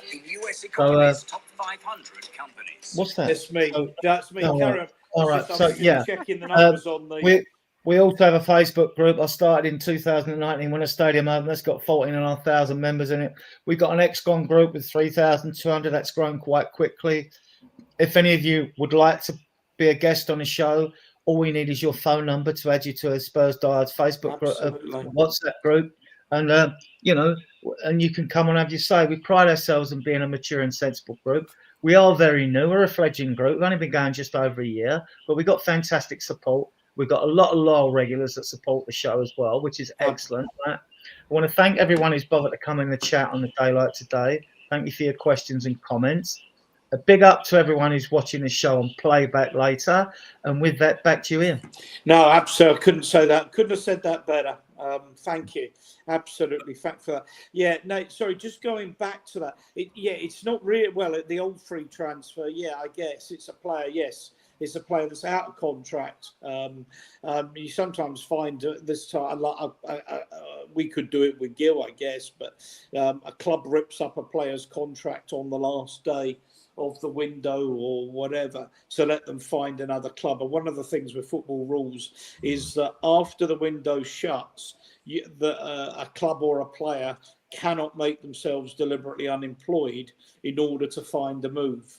So therefore, if a club rips up a player's contract tomorrow, the player can't move to another club. So in law, the club has to keep paying the player's wages, etc. So that's where we're at anyway with this. I wonder if we talk about anyone else's business.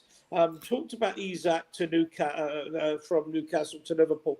Let me, Adrian, let me bring you in. I know, no, you had a long chat before, Brad. Let me ask you, and then I will go to Blaine.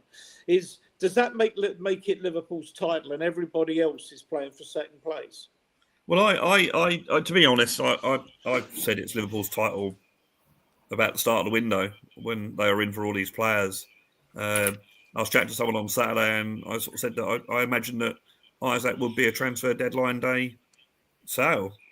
And the other thing is that the only other team, I think Manchester City, don't look very good at the moment. I know it's only 3 games; it's not easy to, But I thought that when Arsenal signed the striker and Eze, I thought, well, they might be up there with a shout, and yet they went to Liverpool and lost. So that's a very important 3 points for Liverpool. So I would say they must be favourites at the moment, but nothing's certain in football. You also used to think Man City were going to walk the title every season, and then look what happened last season when they suddenly suddenly started losing. So I think if you're a betting man, for a bookie, I think Liverpool to win the title will be favourites definitely.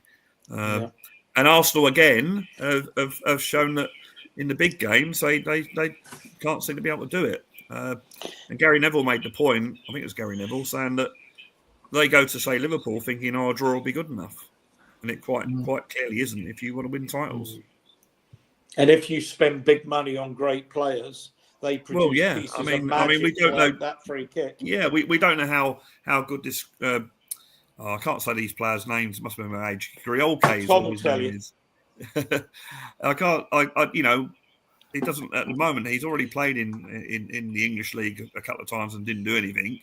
He's come from the Portuguese league. I wouldn't have thought the Portuguese league is the be all and end all of leagues, and he doesn't look like he's. At the moment, anyway, 2 or 3 games, doesn't look very impressive at all. And they spent a lot of money and a lot of time signing him. So, it's... So Gyökeres, who you're talking about. That's the guy, so- yeah. yeah.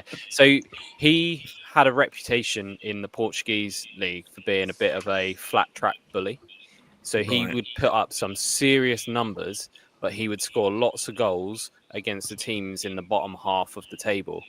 He didn't particularly score many goals against your Benficas and your Portos and your teams like that. So, to be honest, I actually wanted Spurs to sign him because I thought, well, actually, for us, it's the lesser teams that we sometimes struggle against. Bournemouth being an example of that. So having a flat track bully wouldn't have been a bad thing. But he was quite widely renowned for basically if Porto were already winning sort of 2-0, he would go and bang in 3 goals and make it 5-0.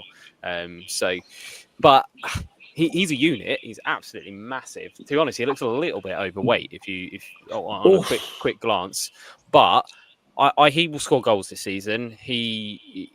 How many it'll be, I don't know, but he will improve them in that department of things. But I don't, to be honest, I think the biggest problem with Arsenal is that when they go, I mean, although they actually, the last 3 or 4 years, they've actually got the best record out of all the big 6 clubs versus all the other big 6 clubs, which is strange to say, but they actually have.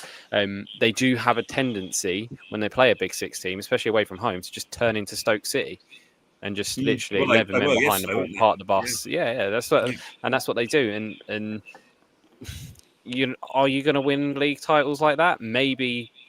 Back in Wenger's day and age, you know, when you could draw 13 games and still win the league, but it's not when teams are now having to get 85 to 90 points just to have a sniff at coming first. Blake, do you want to come in on this? Because I've got to say, I've been really surprised at how fat and immobile Gyökeres is.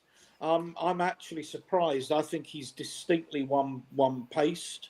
I think unless the ball is fed to him through channels where he doesn't have to run that much or long crosses that he can get his head to it, I actually don't see him getting that many goals. And Arsenal's football is quite slick and fast. So I don't know. I'm not sure he's going to be getting on the end of enough. He's very much an old-fashioned centre forward, if you want to call it that. He's just a big lump of a unit you stick up front, get your head on that, instinctive finish in the box kind of thing. I don't know. I mean, I still think he'll get 15, 17 league goals this season. He'll do all right. But I agree with you. I actually remember him playing for Coventry, and I didn't think much of him back then. I mean, backing up Tom's point, he scored 2 goals in a 5-0 win over Leeds. Yeah, so very, very good. Yeah. I mean, the striker market though is completely insane. Sesko was 75 million to United. Jackson's just gone to Bayern for 70 million. I mean, what the fuck? 70 million for Jackson. Come on. That's the deal I picked up on Sky News earlier. A loan fee of 16.5 million plus an obligation. These are in euros. You no doubt think in euros, but 16.5 million plus an obligation next summer at 65 million.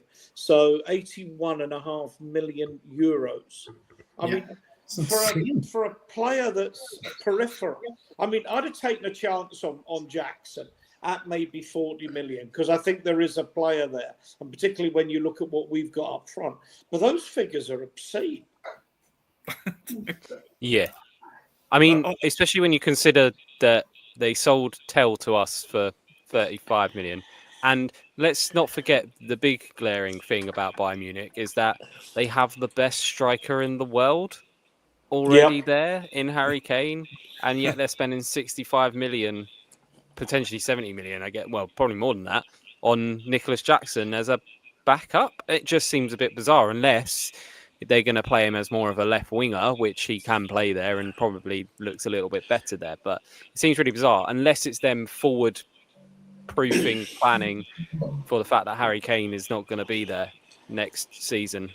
And maybe the reason why Tottenham have got Mawani on loan is because they know that Harry Kane's coming back next summer. I'm just putting it out there. I love doing this. I like it. I like the angle. I like the angle.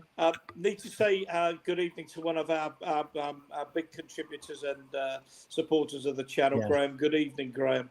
So, I don't Tom, know. I know you're a big one in the prediction competition. I have to tell you, I got Chelsea 2, Fulham 0. My first game, thanks to the referee. 3 points. I think, here goes. I'm going to have a great. And I don't think I've got another result right, let alone a score right. I'll have to check the foreign games because otherwise I've not got any points at all. 3 points. So anyway, yeah, good evening, Graham. Sorry, yeah, someone else wanted to come on. Tom, I was just coming back to Tom. So, Tom, is Kane coming as backup to Richarlison next season? Then,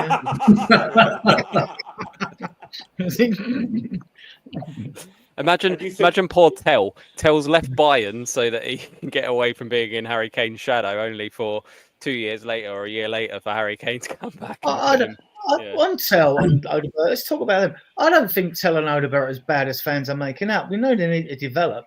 I like Tell's attitude on the pitch. He has scored a couple in his games when he's come on.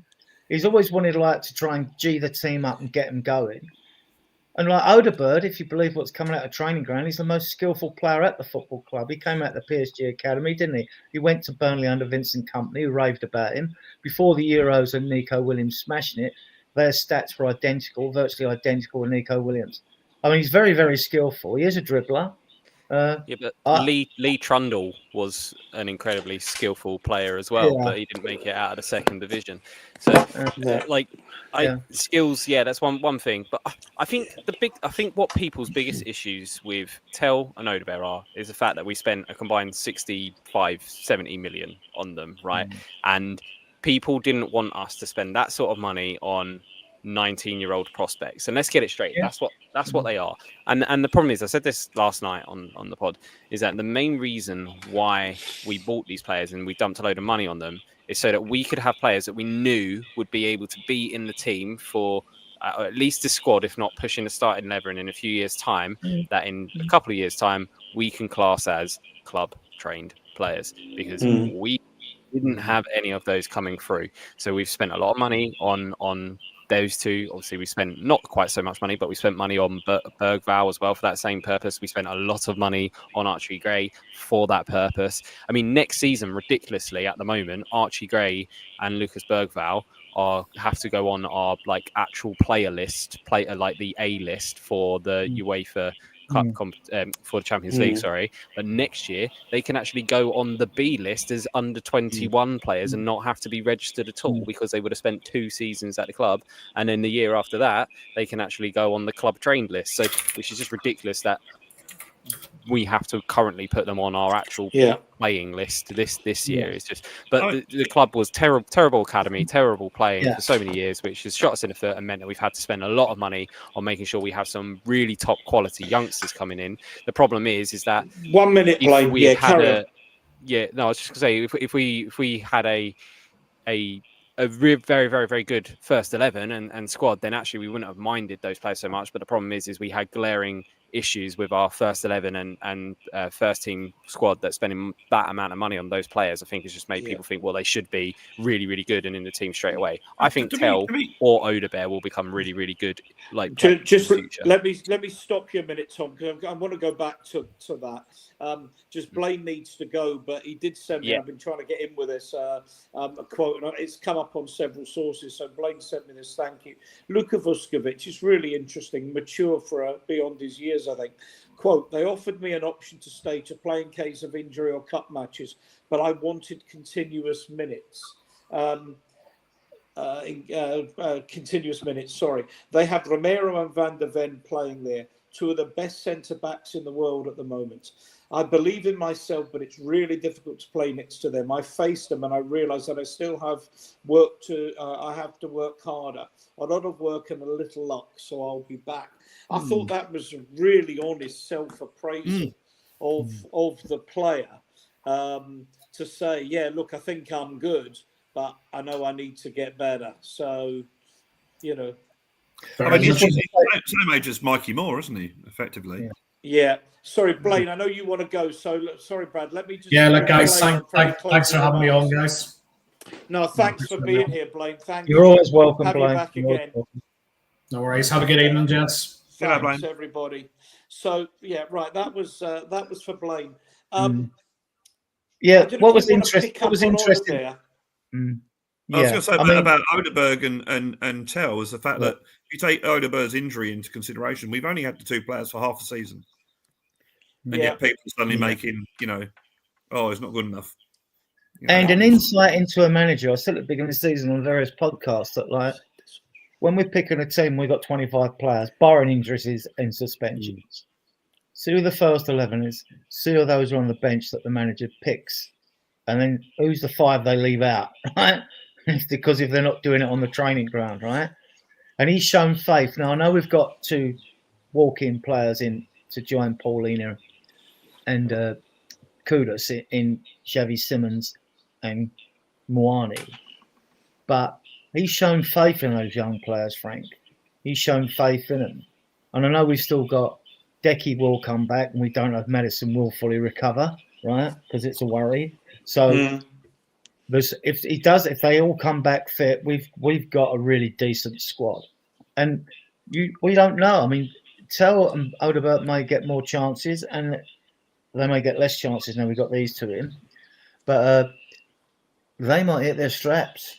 They're definitely talented, but we don't know. We don't know yet, do we? But sign Tell, the thing that gets me, when you sign a player like that who hasn't overly impressed, ripped up trees, look, shown he's got something about him, then you think, as Tom alluded to, why are we paying this money for this player if the coaching staff and the manager doesn't think he's good enough or is close to being, cooked?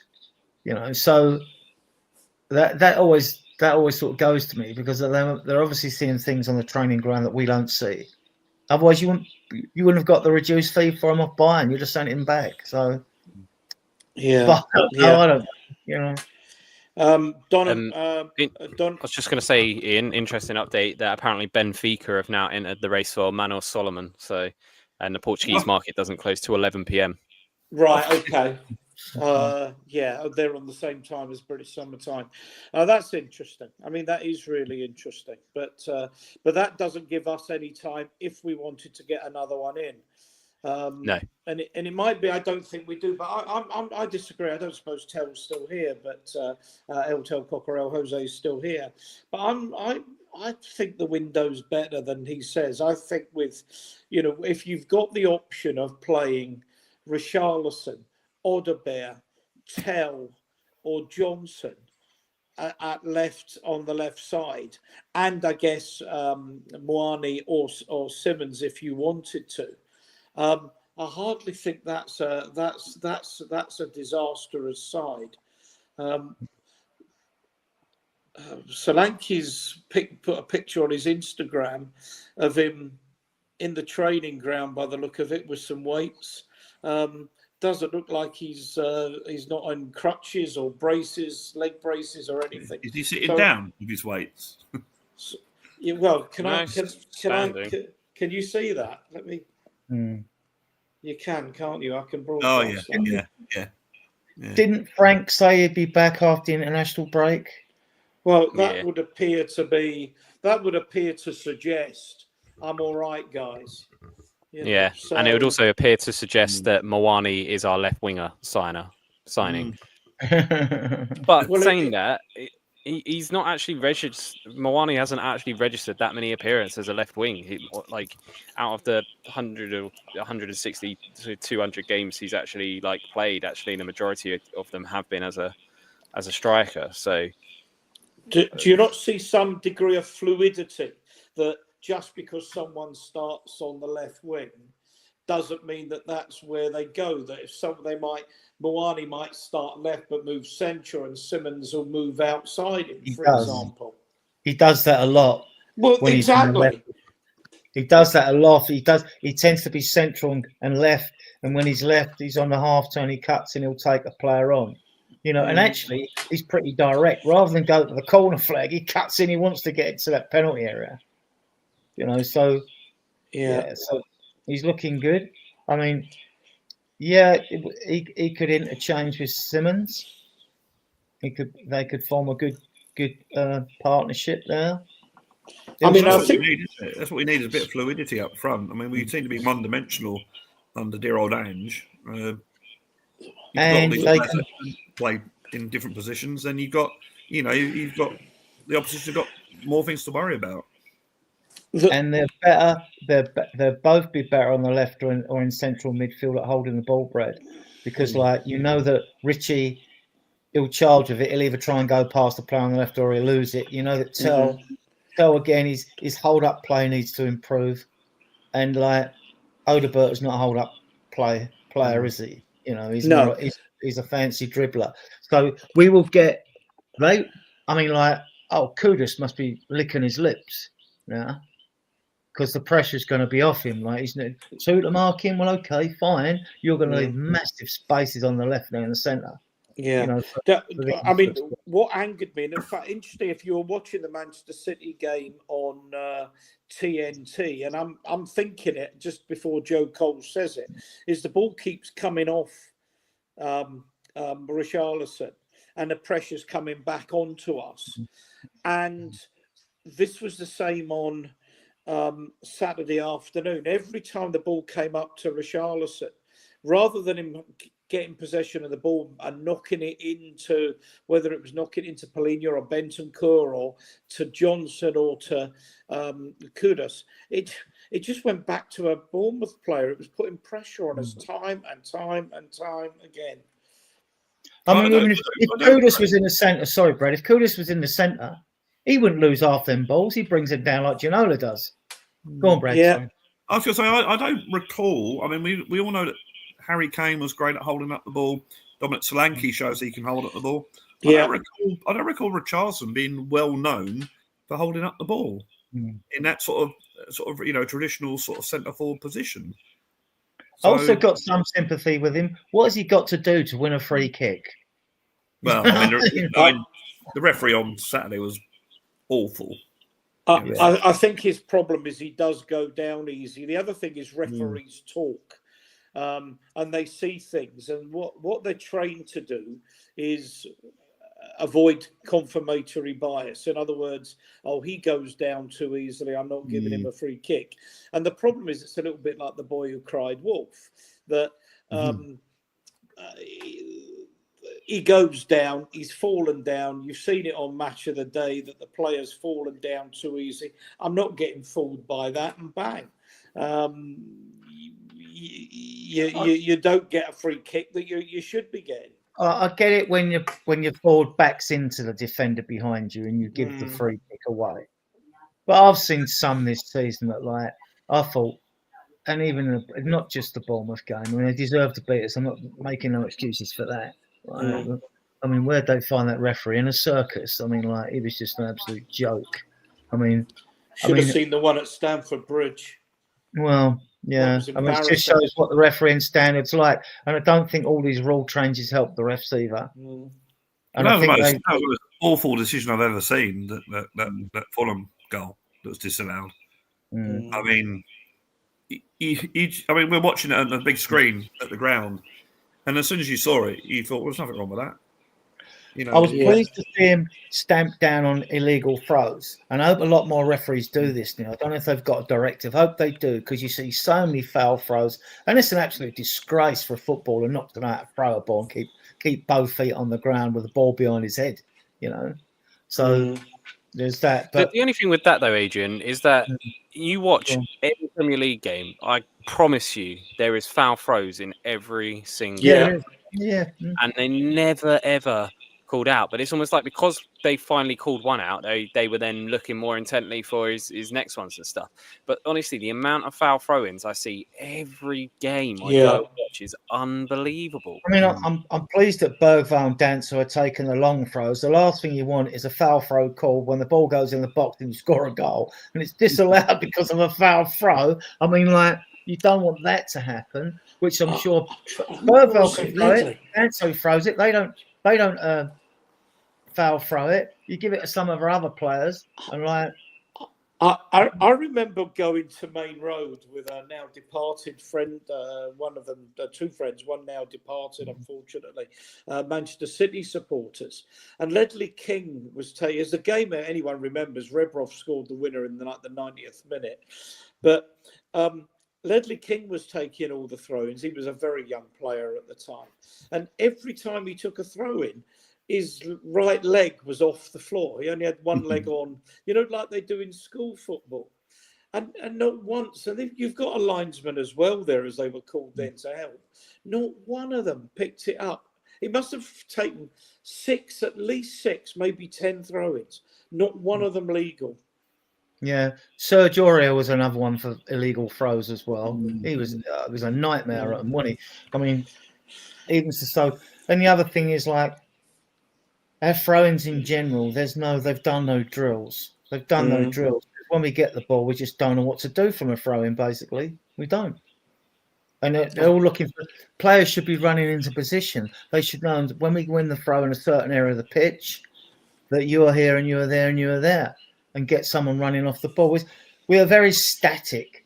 I mean, we were very static in our play against Bournemouth across the pitch without the throw-ins, weren't we? Where was the movement? Where's the movement? And you look at Bournemouth's movement; they were excellent. They were excellent. They had runners. They would try and hit balls in the channel, get pressure on Porro down outside. I don't want to go through the another post-mortem on the match, but I mean, I did think that. Sorry, I've inadvertently hit one of my buttons, so I can't see my screen at the moment. But I thought that Irola was all over Frank tactically. But I may as well mention something while I will do that, because it was one of those things, and I read it in the Athletic, that one of the observations about Thomas Frank is that he sets up teams brilliantly to beat teams that are better than his. But his struggle was against teams that were equal or even inferior to his. And I hadn't really given that a lot of thought. And then you think that against Bournemouth, they were a team I think we were all confident we would be able to beat. And we would be able to beat with a little bit to spare. And yet we struggled tactically against them. And really only in the last 20 minutes did Frank look like he might produce an answer. I expected a hard game on Saturday. I expected us to win, but not comfortably, because if you look at the first game of the season, it took Liverpool to injury time to beat them. Yeah. So, I think they're. And one of the stats I got off Match of the Day, I'm not normally one for stats, but this one's quite impressive. It's like they've 11 out of their last 14 away games. They're unbeaten or something like that. So yeah, that's a good record. Yeah.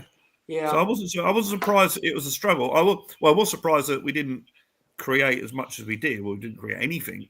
And when you're at the ground, you're watching it, and then when you watch Match of the Day, you think, well, they could have beaten us 3 or 4-0.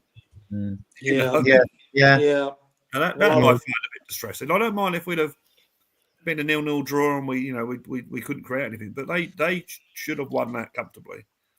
I mean, just on Liverpool for a little bit, you can get out of their back four, can't you? You can get at them, but and they've had that little bit of luck to won 3 games on the spin. That teams that go on and win a championship, I mean, they haven't looked convincing, but they've still got to cross the line, which is a good sign for them and their fans. I think they'll win the league, but and Arsenal will finish second, and Arteta will probably get a sack. They'll have had enough of him by then, right? Well, I'm wondering if Irola would be not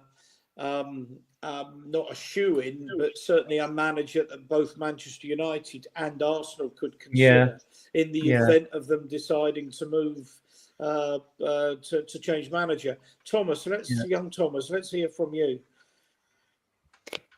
Sorry, say that again. I was going through the Twitter feed thing. If there's any You were updates. miles away. I said that given a choice between sleeping with I said that we talked about Irola and how tactically astute he was, and how I thought he outplayed Frank tactically, something rotten on Saturday. But if Manchester United or Arsenal were looking to make a change in their manager's position, particularly Man United, maybe sooner, we don't know. Would Irola be one of those ones you think they would want to look at? Yeah.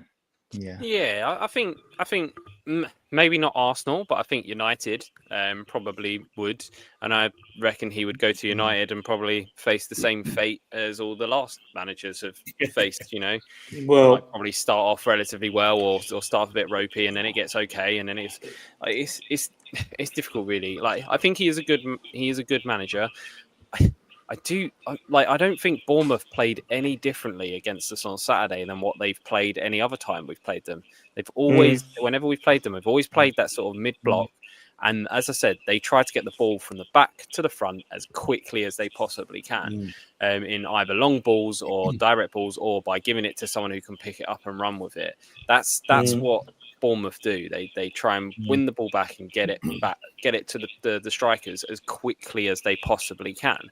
So nothing they did on Saturday really surprised me. I think you can say, yes, he probably out-tacticked Thomas Frank initially to begin with, but I think there just seemed to be it just felt like we had 7 or 8 players that just dropped an absolute stinker of a performance, be it effort, be it whatever it was, and you just can't, in the Premier League, you can't carry 7 players not performing to their usual standard. I think, like I said, they doubled up on Kudus, and they were able to double up on Kudus because they knew that Johnson and Richarlison were the other 2 attackers who can't create anything for themselves. Like, Johnson is never going to pick the ball up and make a mazy run or create anything. He is a finisher. He is a guy who gets on the end of things. Same with Richarlison.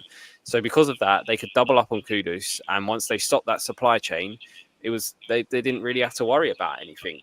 And the opposite happened in the other direction, in a sense of Romero was having to concentrate on Alex Scott and Evan Nilsson, which meant that Porro was left all on his own with Semenyo, and Semenyo being left one-on-one with any player any defender in world football, he's going to cause some problems, let alone a Porro who's, not the strongest defensively in the 1v1s. So I think they doubled up on our right-hand side, both attacking and countering. Attacking and defending. They doubled up on our right-hand side, their left-hand side, and then our left-hand side, their right-hand side, they just left because they're like, well, Johnson's not going to create anything. Jed Spence isn't a creative fullback either, and I think as soon as you saw Udogie come on and Odebear come on in that left, we started causing them problems, and that was because they couldn't just worry about one side. They knew that Udogie could get around the outside of Odebear and cross things in. Odebear could pick the ball up and create things. You also had Bergvall on the pitch, who was much better at progressing the ball forward, which you weren't getting from any of the other 3 midfielders that we initially had. So although I think there is something to be said for the fact that Iriola got his tactics right, I just think we got our personnel wrong. And also we just had players who just didn't really turn up. And that is a symptom of the last management, unfortunately. He's done very well considering like he's lost key players in Kirkes and Zabani, and he's done very well, Ariola. But I'd also add to what you said, Ian. I would add Glasner to that list of managers for Arsenal, Man United, because he's won the FA Cup and the Charity Shield. If he keeps losing players, I can think Glasner's going to think, well, Palace can't, they won't reach my ambitions. He's more ambitious than Crystal Palace. I mean, and I think they're not going to realise his ambitions. And if Mark Guehi goes, they made him captain, did the old psychology bit, and he scored that goal against Villa, right? But it looks like Guehi's going. I don't think Glasner's going to be a happy bunny, and I think he'll think, well, I'm not going to keep being messed around like that and losing my best players. He's lost Eze, he loses Guehi. I think he might even walk. He was my choice to be manager. You know that. I'm not going to change that. he was my choice. I wanted to bring Brad. I did want to bring you in. Yeah, no. Hang on. Sorry, I wanted to answer this because people, I can see the numbers in the screen, and people are obviously coming on. Maybe some are dropping off as well, but some are coming in on all the time. In terms of incomings, I suspect we're done unless there's a real rabbit out the hat with someone like Lookman. But I think that's Lookmaning increasingly unlikely with 16 minutes of the transfer window to go. Solomon, I gather, is talking to Crystal Palace. There's nothing come up official, but that appears to be one that's being done. And the other one is Gil should be going to Girona. That's the latest. But if you're hoping for a last-minute shock, we all are, Bal, but unlikely. Brad, sorry. Yeah, sorry. I know, Ian, you wanted me to, if there's any updates. So Dean Jones has said that Spurs are set to walk away from a potential deal to sign Ademola Lookman. Atalanta are willing to sell the forward for £43 million, but will not agree to Spurs' demands to sign the player on an initial loan with an option to buy. The club has now just prioritised signing Kolo Muani instead. Yeah, Sorry, that's fair. Go on, you go. Well, I think that's us, and I'll probably wrap the show up fairly soon then, because I don't think there's anything much more going to happen. But anyway, go.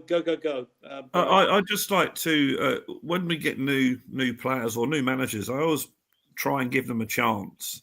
And we know that Thomas Frank is a decent manager, what he's done with Brentford and that sort of thing. And I have got a few posh vibes out of watching us play at the moment. And I'm just actually looking at Pochettino's first season with Tottenham. And we had a good start. We won at West Ham. We beat QPR at home 4-0. Then we got a bit of a come-up home against Liverpool, lost 3-0. But then we went to Sunderland, drew 2-2. And on our fifth game, we lost at home to West Bromwich Albion 1-0. So it's not, and on the 11th game, we lost at home to Stoke 2-1. So I think it takes time for teams to gel under managers. And it was the second season under Pochettino and the third, correct me if I'm wrong, where we actually challenged for the title. So I've seen people basically, saying that as the apocalypse on Saturday was happening because we'd lost at home to Bournemouth. And don't get me wrong, I was incredibly disappointed. And I always think that you should win all your home games. But I don't think there's anything to, we've got to give this stuff time.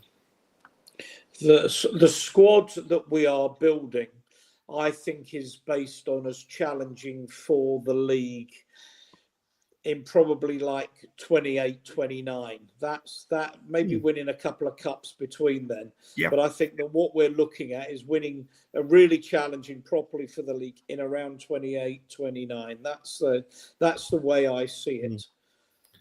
I think the Pochettino season, the second season was, when we did challenge for the title, that was the Leicester City season. I think that did surprise everybody in that season that we were. But then again, I think that it was a season where a lot of the big guns weren't performing, so maybe that comes into it. But look, I'd like to think we could win the FA Cup this season, get a decent draw. By the time that the FA Cup third round happens, we've had time to bed in the players, bed in the tactics, that sort of thing. So I got a bit annoyed on Saturday night when everyone was just basically, all saying, the end is nigh, Thomas Frank's rubbish, blah blah blah blah, So yeah. Right. Well, let's talk about the window then. I give this 5 out of 10. I think that's harsh, but let me start with you, Adrian. What would you say? Let me go to the banner and the players, the business that we've actually done, and I'm assuming that there's no problem with Muani, and that's going to be done tonight. So we'd have brought in Tel, Danso, Polinia, Kudus, Takai, Simmons, and Muani. Go on. What's your thoughts? An excellent window. If you'd asked all the people that are giving it low scores, would you expect us to bring 4 players in that walk straight into the team? I don't think, because they're negative by nature, I don't think any of them would have said that. And yet we've done that. And these are 4 quality players. They are quality. I'd give this window 8.5 out of 10 personally. I know if we were going to bring someone else in, it all depended who they were. If it's defender, probably 9. But yeah, it's been a very good window. And then you have to add the 4 players we brought in with the fact that we didn't have to replace Romero because he signed a 4-year contract. Yeah, that's a good point. Bent, Yeah. We signed Dance up fully, who everyone likes. You know, we like his long throws, you know. And we signed him on, and Jed Spence signed a long-term contract as well. I mean, like, what more could you want? So what we've done is we've solidified the squad, and we've brought players in by giving people longer contracts. Bentancur is still waiting for him to get a contract. I think he will. He's not going nowhere. So, I mean, if these players hit the ground running, it's like the Champions League and that. You've got to consider the fact that, well, we'd have to finish 25th not to get in the latter round. So we're going to get the 2 extra games minimum. So we're going to play 50 games minimum. Yeah. Yeah. And you only need, as Brad alluded to, you only need 6 games to win the FA Cup and 7 with the League Cup because it's still got a 2-legged semi-final, which might be on his last leg with the games that teams have to play, right? But you've always got, if you get the draw, I mean, like, you've always got a chance in the domestic cups. I mean, look, you know, Palace won it. You know, good luck to them. Yeah. And so I'm expecting us to finish anywhere between 5th to 7th, right? And win a domestic trophy. I don't see why not. Brad? You know? I wouldn't give it 8.5, but I certainly wouldn't give it 5.5. I think that the signings we've got in have been good signings, and as Adrian has alluded to, first team players. I think the only thing that I do have a bit of a problem with is the fact that we wasted 2 weeks on Morgan Gibbs-White, and we wasted another week or 2 on Eze. And if you put 4 or 5 weeks together, maybe we might have had some more signings like the left winger that we needed. But no, I think the window's been pretty good. I mean, there will be people that will moan. People always do. But I do like the players we got in. Takai 5 million. I mean, that's an unknown quantity, really. But I like Danso when technically speaking, he was a January window buy, but I liked him when he came in. Paulini is that player that we've always needed at the back there in front of the back 4. Kudos is that winger who can hold the ball, is strong on the ball, doesn't get knocked off the ball like someone like Brian Gill used to.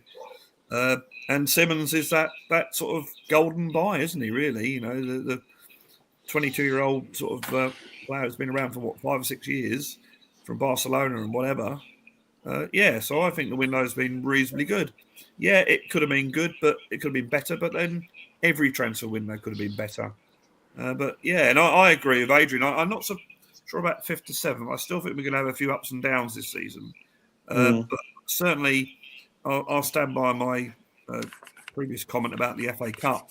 That when you start having the 3rd round, you've had half a season to get your tactics and all that sort of stuff and your new players to bed in.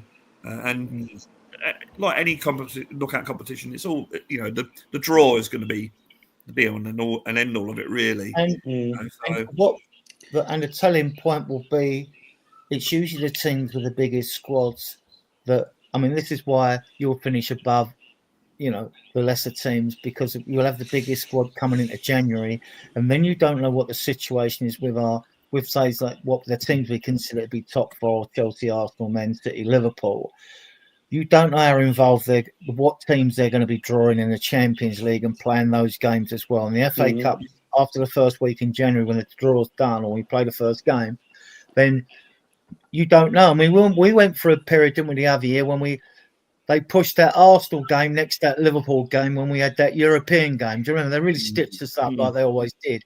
Now, City and Liverpool and all that, the more success you get, you know, then you're going to be playing, you know, top teams like every 3 days virtually if you're involved in Europe as well. So we don't know how all that's going to work out. We don't know there's so many imponderables. I mean, there's so many variables, right, that, you know, I try not to look too far ahead in that. I'll judge Frank at Christmas, but I'm sure he'll be a success at Spurs, actually. I think he will. So, Tom, let me get your take on the window.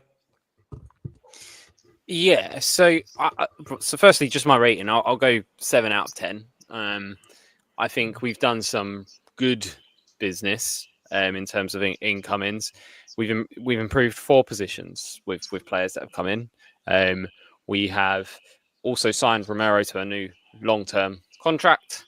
We have brought Thomas Frank in and his coaching team. So all in all, I think for a first window, like there's not many teams that get a brand new manager in and just completely rip up the whole squad and start again. I think the fact that we've improved the first 11 with 4 players is really quite unusual for Tottenham Hotspur, to be honest with you. I think we just all felt that we probably needed that bit more. But the fact that we've done stuff in this window means we've got less that needs doing in the next window. And we're getting to a basis where we don't have a bunch of players that were just like, oh my God, when are they going to leave? Like if Gil goes, we don't have to worry about that. If Basuma goes, we don't have to worry about that. If Solomon goes, we don't have to worry about that. You're not scratching your head going, oh my God, like we just need to get rid of these players. We just need to move them on. We're in a position where if someone wants one of our players, they have to pay a decent fee to get them out in the future, which is not a position Spurs have been in for a long time. So it is very good in that sense. I do feel, yes, my issues, yes, is the time wasted earlier on in the transfer window. Like if we had done all of these signings and they had just been done a bit more one after the other rather than a bit of panic, then fine. But obviously we're not aware of what goes on, right? So Simmons might not have been an option for us and then suddenly was. Had Simmons been an option for us, we might not have gone for Eze, we might not have gone for Morgan Gibbs-White. So it is a difficult one in terms of that to really, because we just don't know the ins and outs. But like I said, we have improved. Like if you think, we've got Mawani in and Werner's gone. Yeah, that's a big improvement in that sense. We've had Reguilon go out and Simmons, okay, not in the same position, but Simmons come in. Like again, huge upgrade in terms of that. So when you look at the players that are no longer there compared to the players that we've brought in, it is good. I think the frustrating thing is just we feel like as a club we should be spending more money. Like fans feel we should be spending more money than we are. Look, if you total up everything that you've got on your screen, then we've probably spent around about 150 million, somewhere in that region. Yeah. But realistically, take 70 million of that away because in terms of what we've actually done to improve our squad this year, because Tel and Danso, they were already part of the playing team for last season, right? So in terms of actually players that have improved our squad for this season, we've only spent about 80 million-ish, 100 million-ish. So, net, if you include, obviously, Son being sold and players being sold, it's probably about 80 million net. So that's actually less than what we have spent in all of the summer transfer windows with Ange. So that's a bit disappointing. But it does feel like the club have gone, look, we want the right players, not just players. So let's make sure we get the right players in, and we're only going to spend the money on right players. And it seems like they would have got Lookman in if they could have got it for the right price. They didn't feel like it was the right place, or they wanted to do a try before you buy. Atalanta didn't want that, so that's a problem. It's clear that they were happy to spend 65 million on Savinho. Man City didn't want to sell.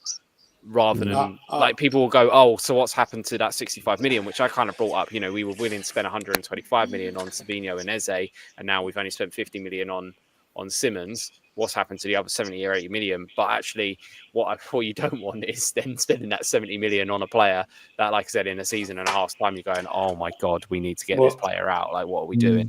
Hang on, Adrian, let me come in. Isn't that the whole point, though? That if the plan is we're not just going to buy players, we are going to buy the right players, and if we can't get the right players, we'll hold off. And if their view is, which is why they only wanted a loan for Lookman, was that they think Silvinho is a player. The word on the street was Pep was prepared to let him go. He doesn't have he's certainly not a starter at Manchester City. That we like him, he likes us, but we keep the money in the bank and go again in January. Yeah, 100%. Like, it's clear that they wanted Savinho, so yeah, let's just keep the money there, and we'll will hopefully spend it on that player. If that's the player you want, go back in for him when there might be a better chance of being able to get him. Like I said, we don't.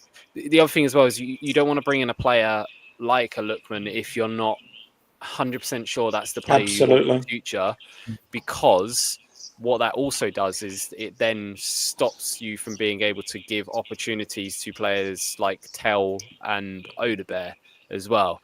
Now, don't get me wrong, I don't think we should have really been going into a season with Tell and Odebear potentially being sort of like your first choice for that left wing position, although saying that, Johnson seems to be that person at the moment.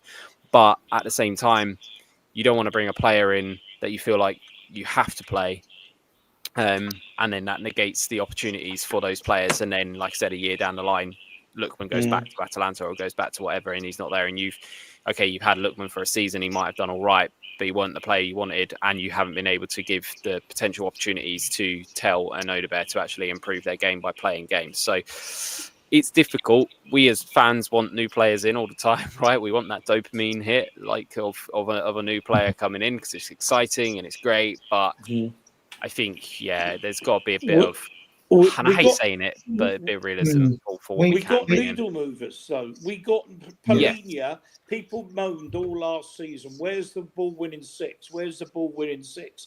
You've gone through the stats. This was when he was at Fulham, the most successful ball winning number 6 in the league. Kudus at 55 million is an absolute steal. Simmons, 51 million. You can say all you want about Eze and Morgan Gibbs-White. I got to say, I think this boy is a better player, and he's something like between 10 and 15, 16 million pound less. Muani, he might be an unknown quantity, but if he's only a loan at this stage, if he turns into be one of the dickheads, he can go, and we can use that money elsewhere. I'm actually pretty happy with this window. But Adrian, I think I certainly need to be need to go and get some food. It's 8 o'clock here. Yeah, I just want to add to that on a positive note, Ian. I mean, don't forget, for the run-in, we'll have Decky back at Christmas. He'll be back, right? We don't know. Look, Takaya's an unknown quantity. We don't know. Dragerson will be back as well. He's back in training now. He's been mixed. He was good in the Euros. He's been hit and miss. He got sent off for us. His positional play was a bit suspect and all that. But what I see in him, he's quick. He's not slow. Very good in the air. And under Frank, we don't know. I mean, so he might turn out to be the player we thought we were getting when we bought him. If Frank can iron out the errors in him, I mean, like, he may turn out to be a really good signing, and his agent, Flora Milano, he's still got him. He keeps trying to sell him every other week, right? We'll be like pumping around, like, we'll be playing for Real Madrid and all that crap. Yeah, anyway, I'm going off on a tangent. Yeah, do you want to plug the channel? We've had some I'll plug the channel, and we'll let the guys have their say before they go. Yeah, we got 135 of you viewing us on various platforms. Look, we're only about 11 away from 1,500 members.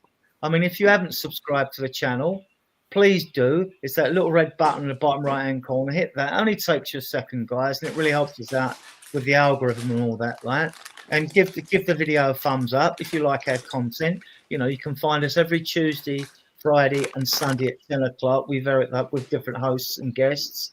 Yeah. And we pride ourselves in being a mature and sensible group that bring you quality content and fact-based material. Yeah. And Tom. So, and with that, I want to thank everyone in the chat for staying with us. Thank you for your comments and your questions. And a big up to everyone who watches it on playback. And like I say, you can see the rotating rib at the bottom. Please smash the like button, leave a comment, subscribe to the channel. And with that, back to you, Ian. Yeah, no, thanks, Adrian. Any final comments, Brad, before I wrap it up? No, only the fact that because the window closes at 7 o'clock, we've got at least 5 hours before I go to bed, that we can see if the deal for Moana finally goes through. Normally it used to be going to bed at 12 and then waiting overnight. And waiting up, absolutely. Fingers crossed. So hopefully, you'll just hear news down Sky and everywhere about deal sheets that were done at the last moment. And they'll probably carry on till fucking midnight, like, you know what I mean? So, yeah, Tom. Yeah, no. Overall, I think it was a really good transfer window. There was some frustrating moments throughout it with Eze and Morgan Gibbs-White and stuff like that, but I think it's been a very good transfer window. The majority of the players we signed have been, like I said, first 11 quality players. So, Kudus, Simmons, Palhinha, and Moani are 4 fantastic First players. team players. And they're players that we wouldn't have normally been going after if you look at our previous, from years gone by. So yeah, I think really, really good. I think wheels are in motion under the Thomas Frank era. I'm looking forward to an exciting season now. Hopefully this Moani one gets confirmed, which I'm sure it will, because nothing's been said about it not being confirmed. It better. Yeah, we go from there. All right. Look, thank you to Brad. Thank you to Tom. Thank you for my partner in crime, Adrian. Thanks especially for those in the chat for all of your comments. As I say, if you're watching on YouTube, it's dead simple to just hit the like button, hit the subscribe button, and set up the notifications, that little bell, so you know when we're on. If you're watching on another platform such as X, please, you can go on to the YouTube channel at any point and hit the like button to the broadcast, hit the subscribe, because we're hoping to get to that 1500 hopefully by tomorrow morning, and the alert button as well, so you know when we're coming on. Thanks to everybody. Thanks to my guests again. Thanks to Tottenham for an interesting transfer window, and as ever, come on you Spurs. Good night, Rob. Come on, Spurs. We are Tottenham till we die. We are Tottenham till we die. Spurs die, hearts, heart and soul. We are Tottenham till we die. We are Tottenham till we die. Spurs die, hearts, heart and soul.